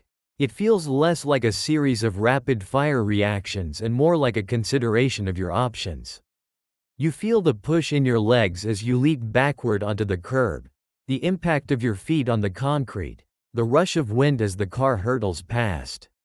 Then, just as quickly as it began, the world snaps back to its normal speed. Your heart is hammering. The sounds of the car horn and other pedestrians flood in at once. The entire event took maybe 1.2 seconds.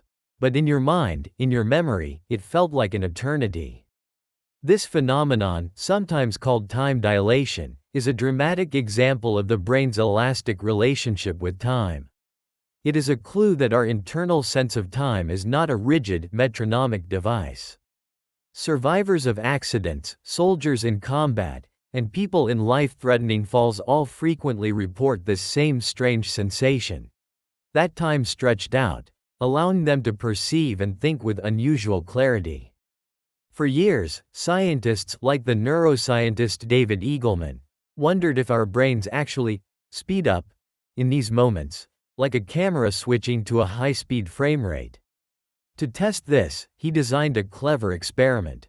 He created a device called a perceptual chronometer, where numbers flickered too quickly to be read under normal circumstances.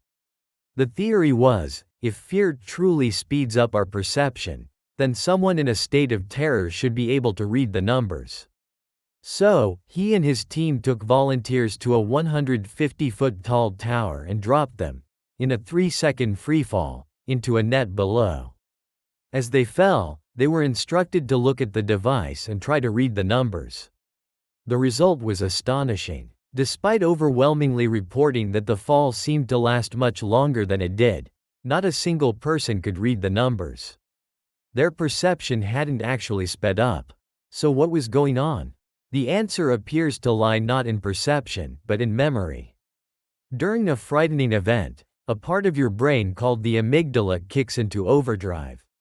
The amygdala is involved in threat detection, and when it is highly activated, it signals the rest of the brain to form incredibly dense, rich memories. This is thought to be an evolutionary survival mechanism. The brain wants a detailed record of what went wrong so you can avoid it in the future. Later, when your brain reads that memory back, It encounters a much thicker, more detailed data file than usual for such a short period. And it makes a logical inference. If there's this much data here, the event must have taken a very long time. The slow-motion car accident wasn't a live experience. It was a memory, retroactively interpreted as slow motion because of the sheer density of the information your brain recorded. Your experience of that moment was a story you told yourself after the fact. And this is the critical first insight. Your perception of time is not always a direct reading of reality. It is a construction, a narrative. And it can be edited after the events have already passed.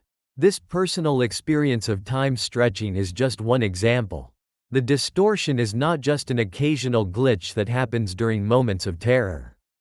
It is related to the fundamental operating principle of your consciousness, happening every moment of every day.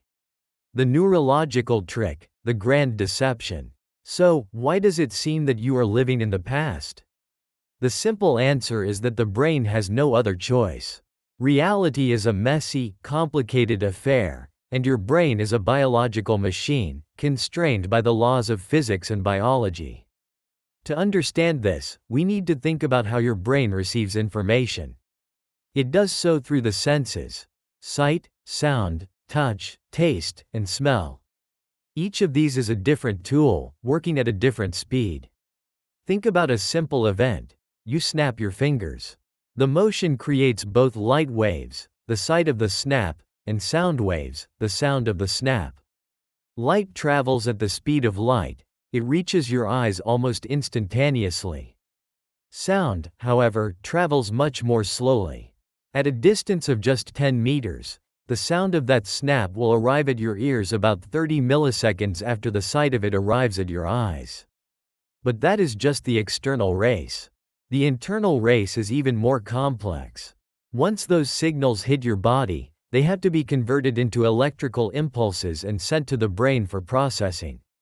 This takes time, and different senses take different amounts of time.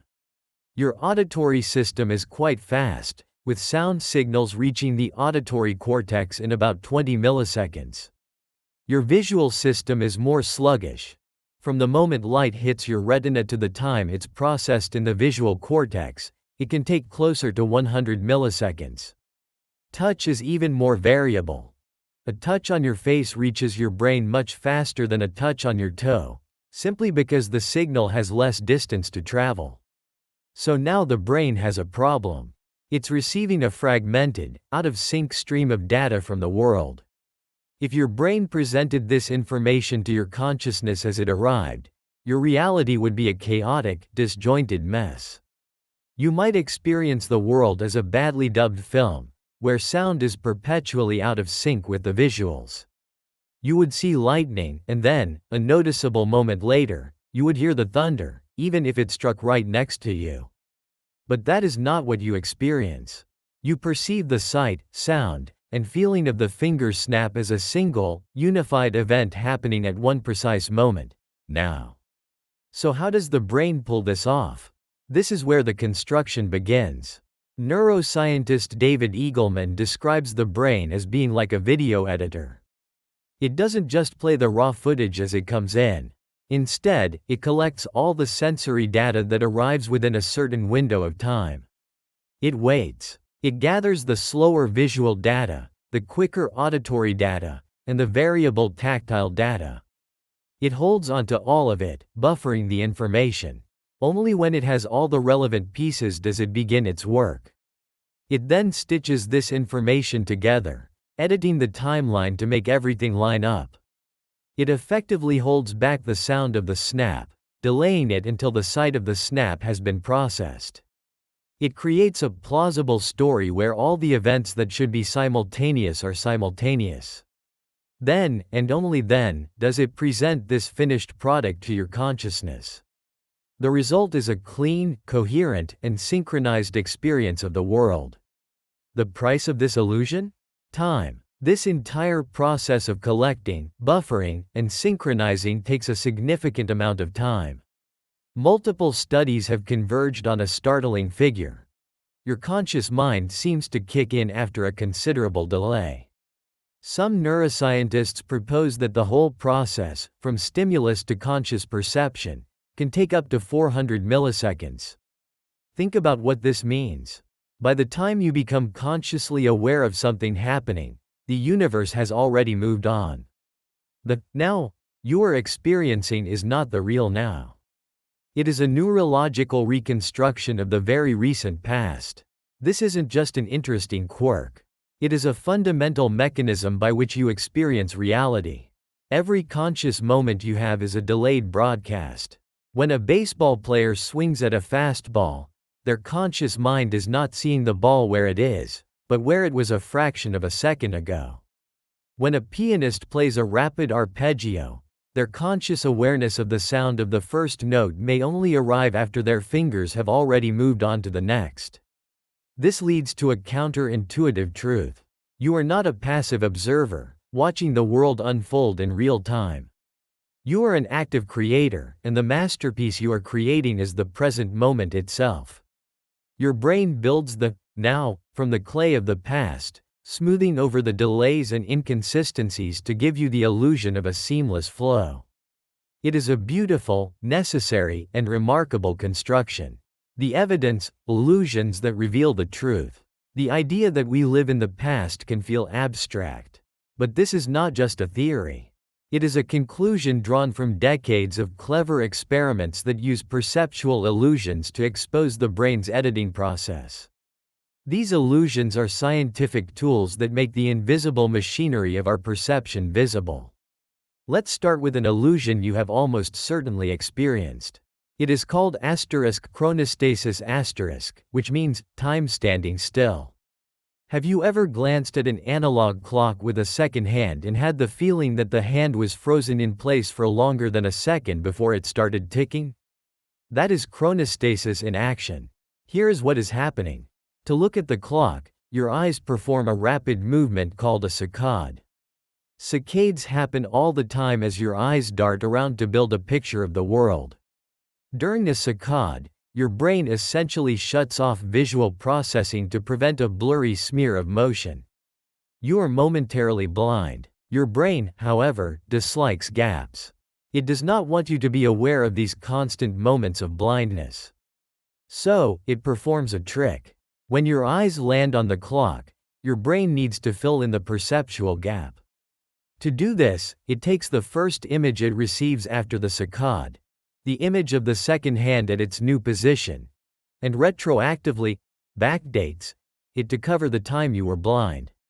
Your brain essentially concludes, I was blind for a moment, but now I see the second hand at the 12. It must have been at the 12 the whole time. The result is that you perceive the second hand as being in that position for the duration of the saccade plus the first moment you actually see it.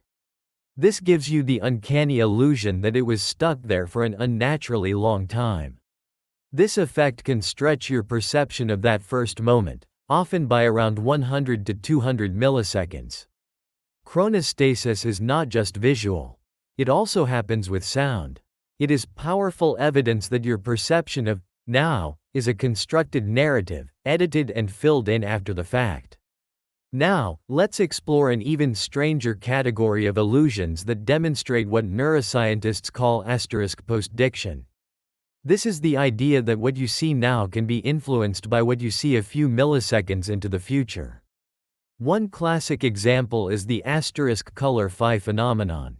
Imagine a red dot is flashed on the left side of a screen, and then, a few milliseconds later, a green dot is flashed on the right. If the timing is just right, you will not see two separate flashing dots.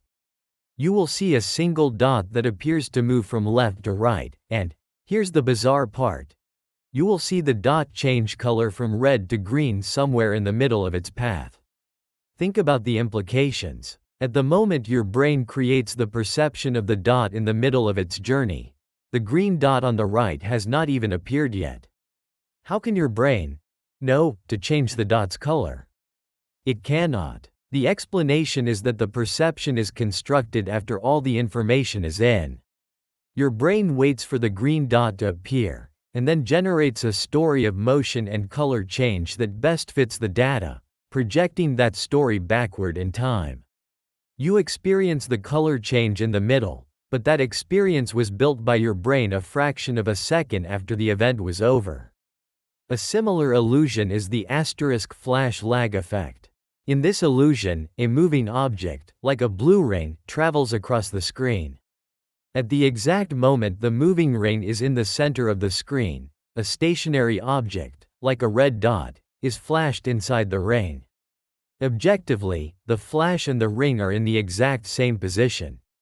But that is not what you perceive. Almost everyone perceives the flashed red dot as lagging behind the moving blue ring. David Eagleman's work on postdiction suggests something strange is happening. The perception of where the ring is at the time of the flash is influenced by where the ring travels in the 80 milliseconds after the flash. Your brain doesn't just use past information. It uses information from the immediate future to construct its version of the past. The illusion is a result of averaging the object's position over a small window of time, and that window extends slightly past the moment of the flash. These illusions are not just quirky edge cases. They are windows into the underlying mechanics of the brain. They reveal, in real time, the constant editing, backdating, and postdictive reconstruction that is happening every moment. Chronostasis shows your brain filling in gaps. The color phi and flash lag effects show your brain using later events to construct your perception of what's happening now. You are not just watching reality.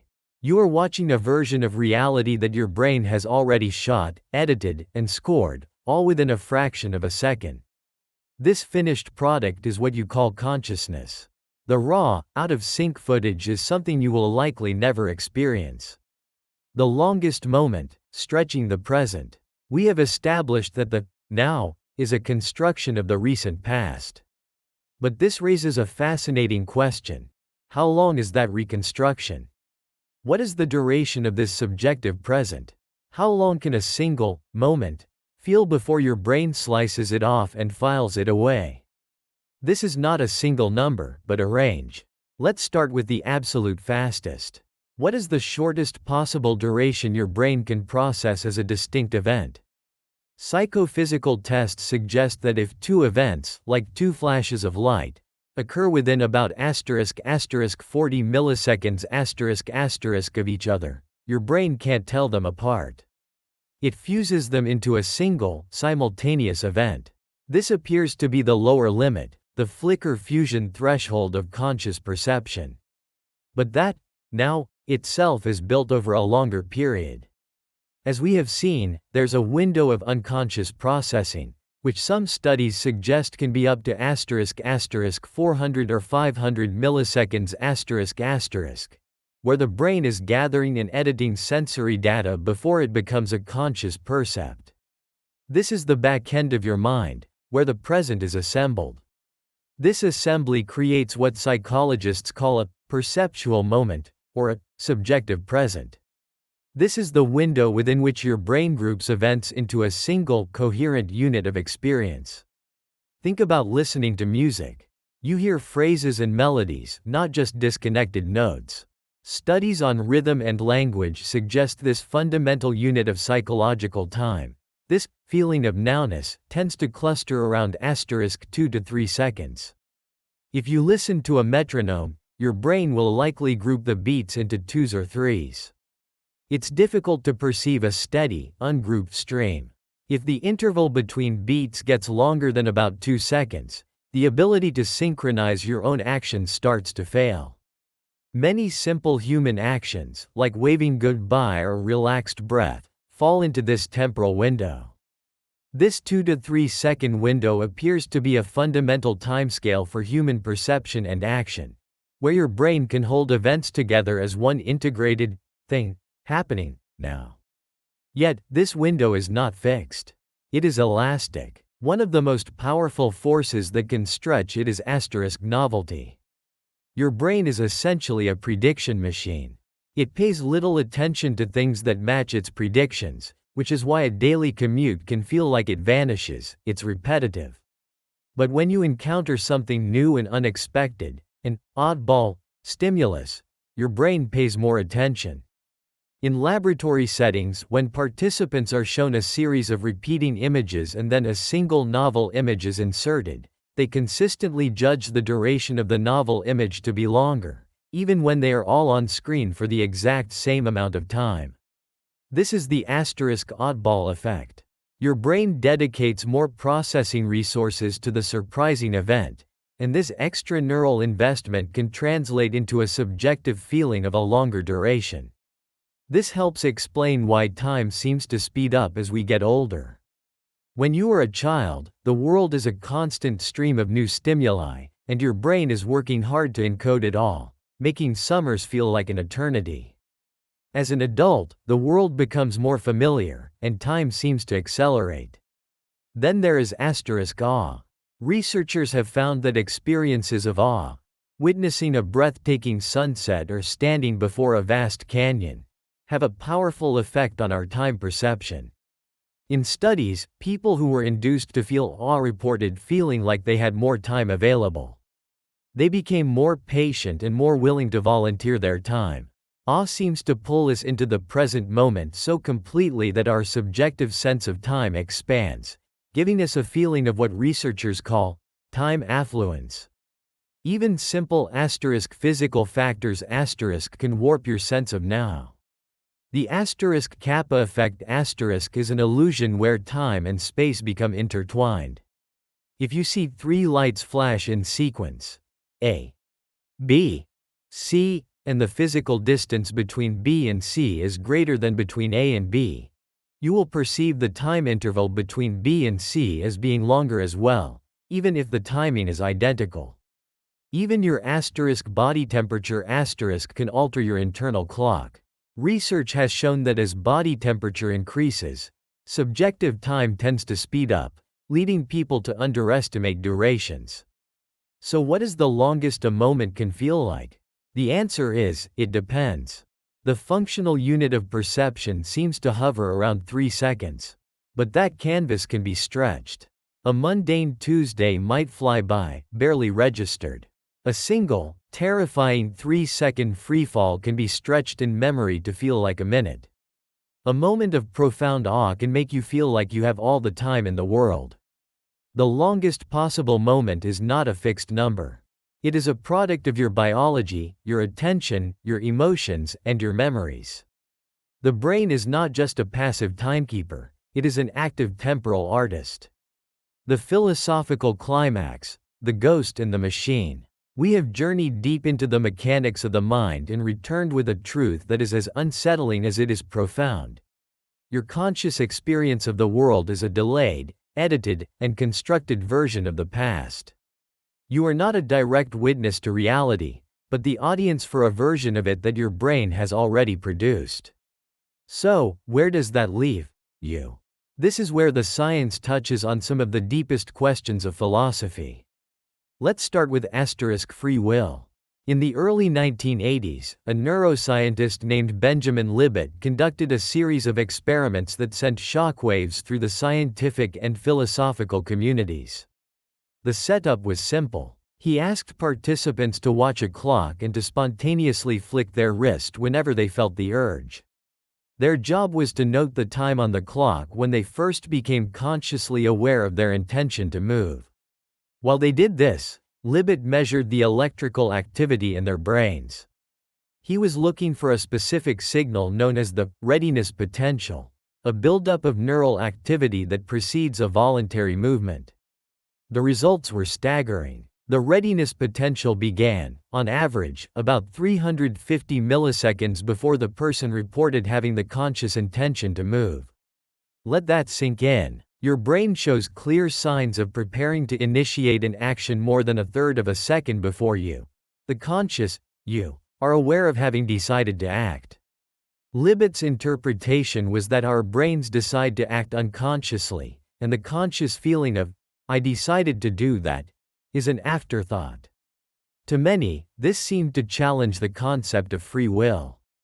If your brain has already set the wheels in motion before you're aware of the plan, how can you be said to be free? Now, the Libet experiment is famously controversial. Critics argue that the readiness potential might not be a signal for a asterisk decision to move, but rather a more general ebb and flow of neural activity that makes a movement more likely. Perhaps conscious will doesn't initiate the act, but it could still act as a gatekeeper, a free won't, that can veto the action. And indeed, later experiments showed that people can cancel a movement after the readiness potential has begun. But regardless of the final verdict, Libet's work forces us to confront a disquieting possibility. Our conscious intentions may not be the prime movers we assume them to be. They might bubble up from a vast, inaccessible ocean of unconscious processing. This leads us to a more fundamental question. What, then, is consciousness for? If it is always late to the party, what is its purpose? The picture that emerges from modern neuroscience is that consciousness is not the all-seeing emperor of the mind. It is more like a press secretary. Its job may not be to make the decisions, but to take all the complex and sometimes contradictory operations happening under the hood and spin them into a single, coherent narrative. Neuroscientist Anil Seth calls this the controlled hallucination theory. He argues that we don't perceive the world as it is. We perceive the world as it is useful for us to perceive it. Your brain makes its best guess about what's out there based on the noisy sensory data it receives, and that best guess is what you experience as reality. The processing delay isn't a bug, it's a feature. It's the time the system needs to generate that best guess, to construct the most plausible and stable story before presenting it to you. Your entire life, from this perspective, is a work of narrative fiction, authored by your own brain. The characters are based on real people, and the plot is based on real events, but the final story is a heavily edited, post-produced creation. The feeling of me, the protagonist, is part of that creation. The sense of a unified self, living continuously through time, is the brain's ultimate storytelling achievement. So, are you just a ghost in the machine? A passive observer of a movie generated by a 3-pound lump of tissue? Perhaps, but there is another way to look at it. This process, the delay, the editing, the post-diction, this is not something happening to you. This is the very process of you. You are not the raw data. You are the editor. You are the storyteller. The magic of consciousness may lie not in its ability to perfectly mirror reality in real time, but in its power to take the chaotic influx of sensation and weave it into a meaningful world. Embracing this fact does not diminish our existence. It makes it all the more remarkable. It means that every moment of your conscious life is a creative act. The world you inhabit is a masterpiece, painted onto the canvas of reality by the intricate brushstrokes of your own neural architecture. So the next time you glance at a clock and see the second-hand pause, you can recognize it for what it is, a fleeting glimpse behind the curtain. In that suspended moment, you are witnessing the gears of your own consciousness turning. And you are being reminded that the feeling of now is the most profound and beautiful construction your brain will ever create. If this journey into the nature of your own mind has sparked your curiosity, and you want to continue exploring the incredible science of consciousness, then consider subscribing. Our reality is far stranger and more wonderful than we often imagine, and we are only just beginning to scratch the surface. In the end, we are left with a fascinating picture. We live our lives moving forward, but we can only understand them, and indeed experience them, by looking backward. Our brains are caught in this strange temporal loop, constantly trying to make sense of a world that has already moved on. The present is not a point in time we inhabit, but a story we construct. A memory of the immediate past, masquerading as the now. The neural delay is not a flaw in the system. It is the system. It is the space in which our reality is forged. It's the time it takes for light and sound to become sight and hearing, for sensation to become perception, for chaos to become meaning. It is the gap between the world as it is, and the world as you know it. And in that gap, in that beautiful, elaborate construction, is everything you will ever experience. Your brain is a storyteller, not a clock. There are moments that seem to exist outside of ordinary time. A near miss on the road, the sudden fall of a glass, a fleeting expression on a loved one's face. In our memory, these moments can feel impossibly long, painted with a level of detail that physics alone cannot explain. We might recall the exact texture of the pavement, the glint of light on a window, the precise shade of a stranger's coat. A single second feels as though it has been gently pulled apart, stretched into a miniature lifetime. In reality, the event was likely over in less than the blink of an eye. A chaotic, explosive burst of motion that was finished almost before it began.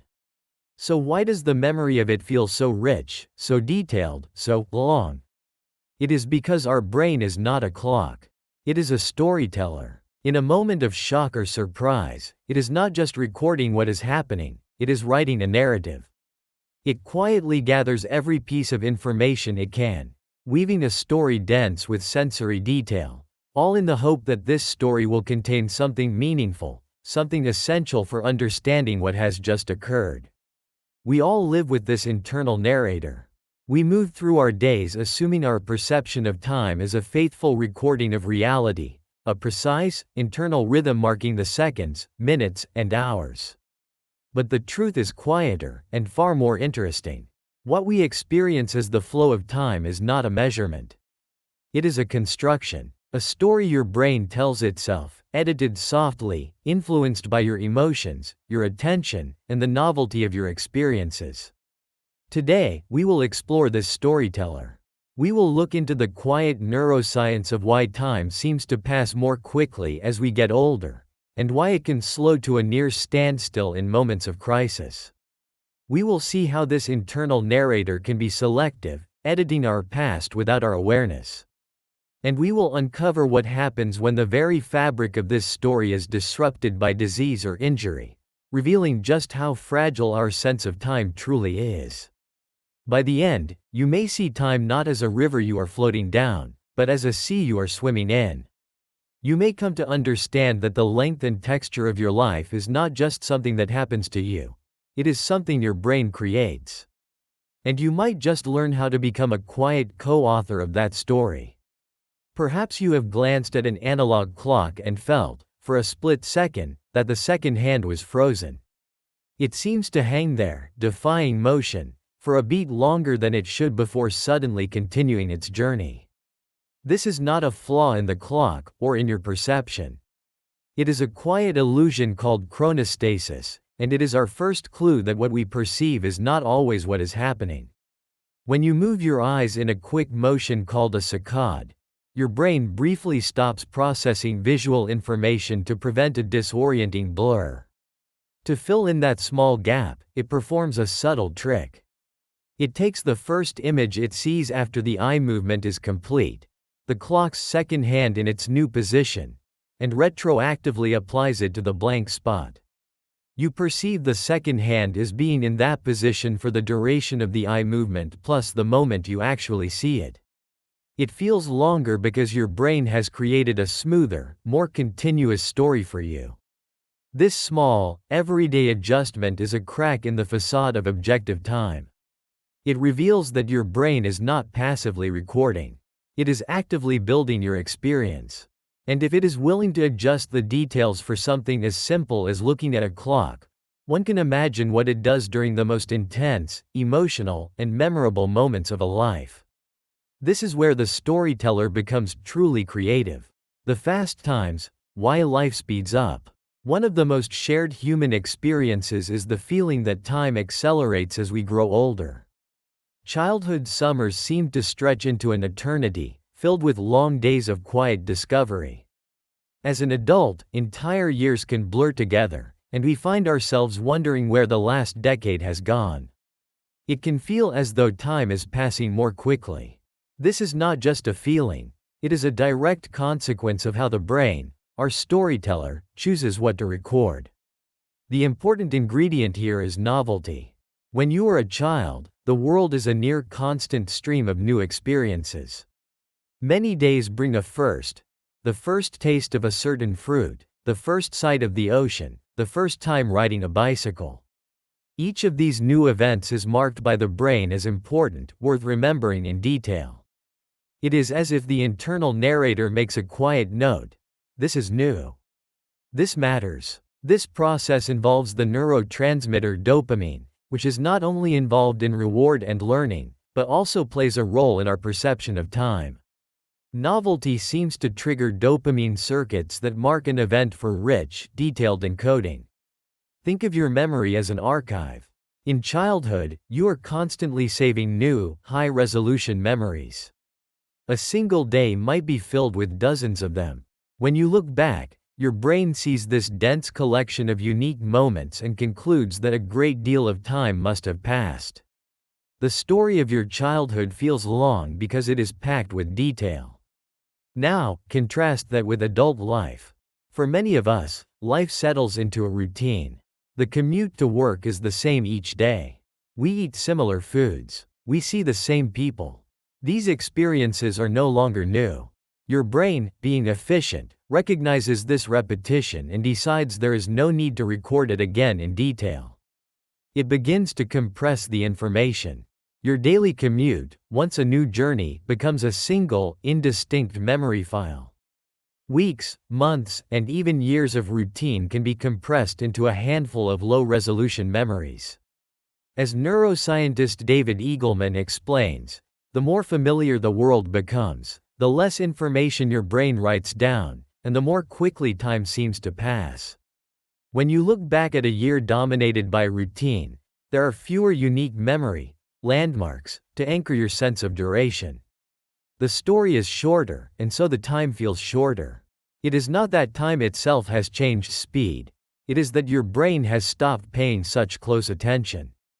There is also the matter of proportion. When you are 5 years old, 1 year is a staggering 20% of your entire life. It feels immense. When you are 50, a year is just 2% of your life. Psychologically, it represents a much smaller fraction of your total experience, which may also contribute to the feeling of it being more fleeting. Dopamine is at the heart of much of this temporal effect. Scientists once thought its role was just about pleasure, but it seems to be more about motivation and expectation. Dopamine neurons fire when we receive an unexpected reward. This has a strange effect on our sense of time. Studies have shown that influencing dopamine activity can change how animals estimate time intervals. This might be the neural basis for the old saying, "Time flies when you're having fun." When you are deeply engaged in a rewarding activity, lost in a creative project, a good conversation, or a game, your brain is experiencing a steady release of dopamine. Your attention is not on the passage of time. Instead, it is directed entirely at the task. This is our sense of time as it unfolds, known as perspective timing. When we are engaged, time seems to fall away. But here is the paradox. When we look back on that fun-filled day, retrospective timing, it often feels long and full.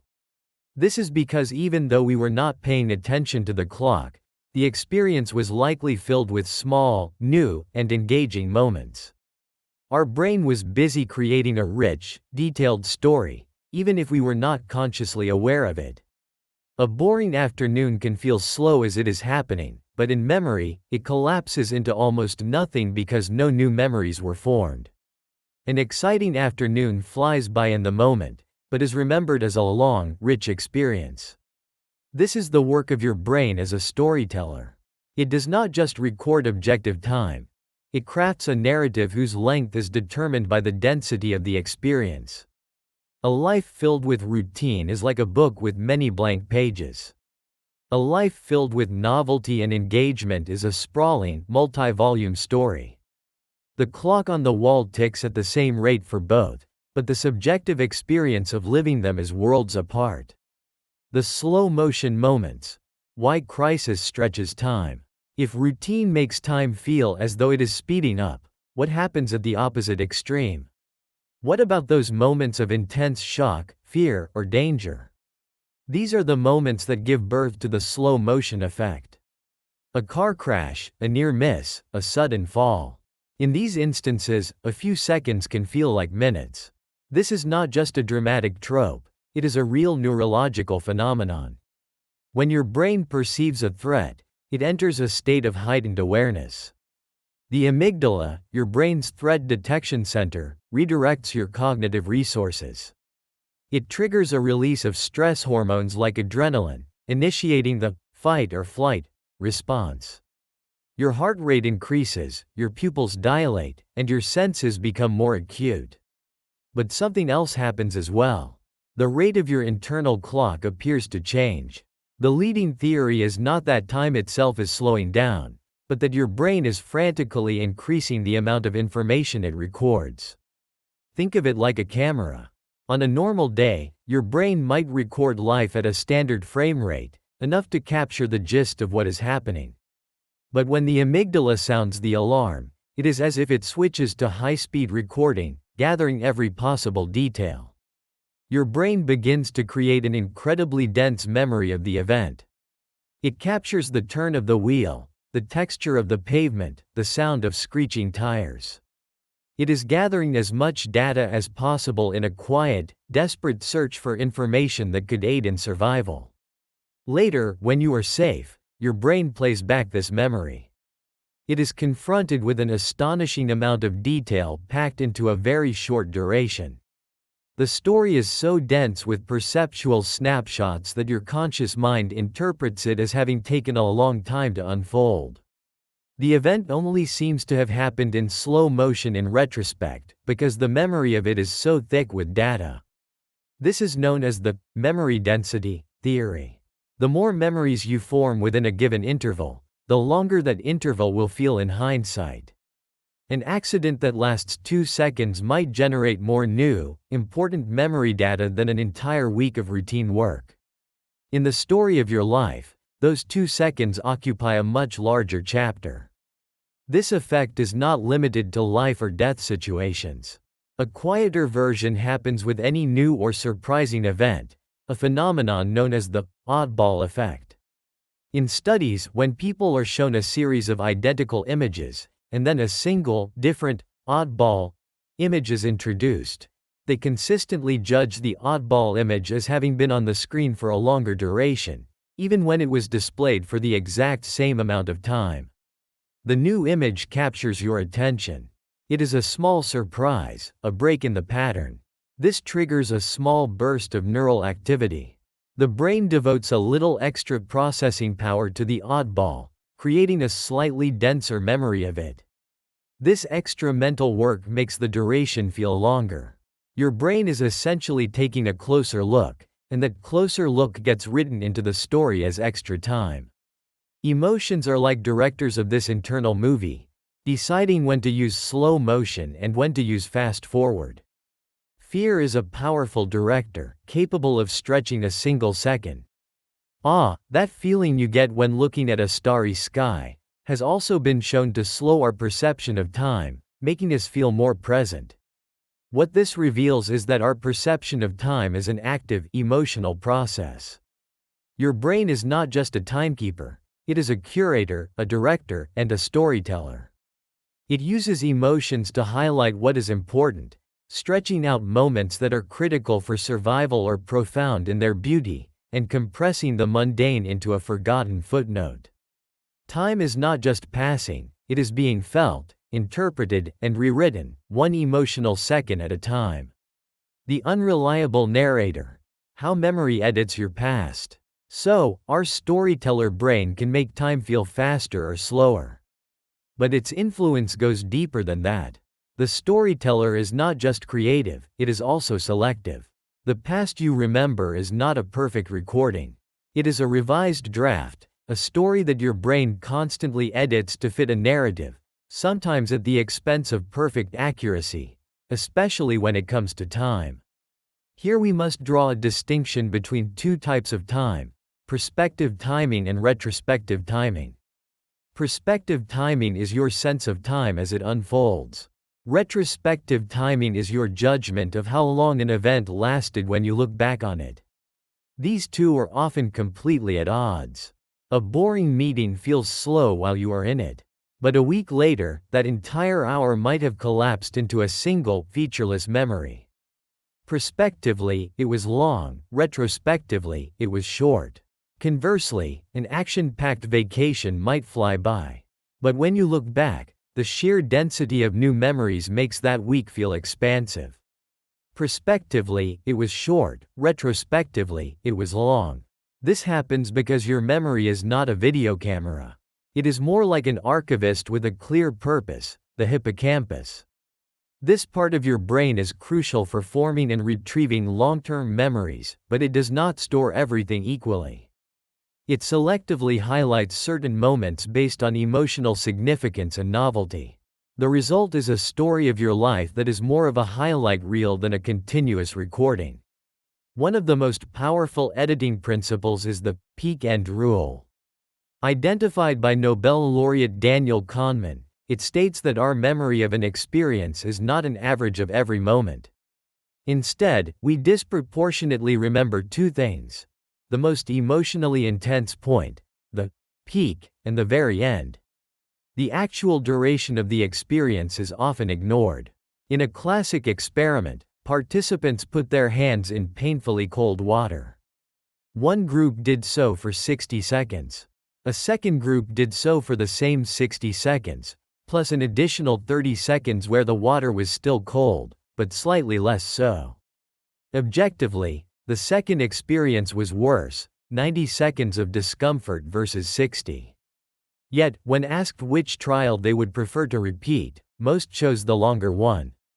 Their memory was dominated by the less painful ending, not the overall duration of the experience. This has profound implications for our memory of time. Your brain does not care how long the boring parts of the vacation were. It remembers the peak, the view from the mountaintop, and the end, the feeling of satisfaction on the flight home. The duration becomes secondary to the story it constructs. The narrative is defined by its most dramatic moments, not its length. Furthermore, our current emotional state can act as a filter, coloring how we remember the duration of past events. The storyteller rewrites the past to match the mood of the present. Every time you recall a memory, it is not like playing a file. It is more like opening a document. The memory becomes pliable. New information and your current feelings can be incorporated into it before it is saved again. Let us return to the stopped clock illusion. That quiet temporal hiccup is a perfect microcosm of what is always happening. The brain papers over a gap in perception by backfilling it with information it received after the gap. It prioritizes a coherent story over temporal accuracy. Your brain is not a neutral observer. It is a biased historian, an emotional storyteller, and a constant editor. It will stretch, compress, and reframe moments of time to serve its ultimate purpose: to create a meaningful and coherent narrative of your life. The past is not a fixed landscape. It is a story that is constantly being told, and retold, by the most intimate narrator you will ever know: yourself. The twist: when the story breaks. Our brain's ability to weave a fluid, coherent story of time is a remarkable biological feat. It is so seamless that most of us never notice the storyteller at work. But what happens when this process is disrupted? It is in these moments of malfunction that we get the clearest proof that our sense of time is a fragile, biological construct. Consider Parkinson's disease. We think of it as a movement disorder. But these motor symptoms are the visible manifestation of a deeper problem: the loss of dopamine-producing neurons. As we have seen, this dopamine system is not just for movement. It is a core component of the brain's internal timing mechanisms. As a result, many people with Parkinson's experience profound distortions in time perception. They often underestimate time intervals. A minute might feel much shorter to them. Their internal clock is, in effect, running slow. Simple tasks that require timing become incredibly difficult. When patients are given medication that increases dopamine levels, their time perception can partially improve. This provides quiet but powerful evidence that our sense of time is directly tethered to our brain's neurochemical state. We see similar disruptions in other conditions. People with ADHD often struggle with judging how long a task will take. This is not a character flaw. It is a neurological symptom linked to irregularities in the brain's dopamine pathways. For many, time is not a smooth continuum. It is often perceived as a binary. There is now and not now. This makes planning for the future challenging, because the storyteller struggles to connect these temporal dots into a coherent narrative. Brain injuries can also shatter our sense of time. Damage to different parts of the brain can break our sense of time in different ways, which proves there is no single, central clock. Instead, our sense of time, or chronoception, is a distributed network. It is a symphony performed by many different neural sections, and if one section goes out of tune, the entire composition can fall into chaos. We can also temporarily disrupt the storyteller with certain substances. Stimulants that flood the brain with dopamine tend to speed up the internal clock, making time seem to pass more quickly. Other substances can have the opposite effect, causing minutes to feel like hours, or dissolving the very concepts of past, present, and future. They disrupt the normal communication between brain networks, throwing the storyteller into a state of confusion. These neurological glitches are more than just medical curiosities. They are windows into the nature of our own reality. They demonstrate, in concrete terms, that the steady, linear flow of time we take for granted is an illusion. It is a carefully constructed story, written by a complex and delicate network of brain regions and chemicals. When that network is damaged, the story can fall apart. The takeaway: becoming the author. We have journeyed into the quiet, strange world of our brain's internal narrator. We have seen how it compresses years and stretches seconds. We have discovered its habits, its tricks, and its fragility. This raises a quiet question. Are we merely carried along by this process, or can we influence the story being written? The answer, encouragingly, is yes. While you cannot slow down the objective clock, you can influence the subjective story your brain tells about it. By understanding the mechanisms of your internal storyteller, you can learn to work with it to create a life that feels richer and subjectively longer. The science we have discussed is a practical user's manual for your own perception of time. The first and most powerful influence is novelty. As we learned, routine is the compression algorithm of time. The antidote is to actively invite new experiences into your life. This does not mean you have to travel the world. The effect can be cultivated in small, deliberate ways.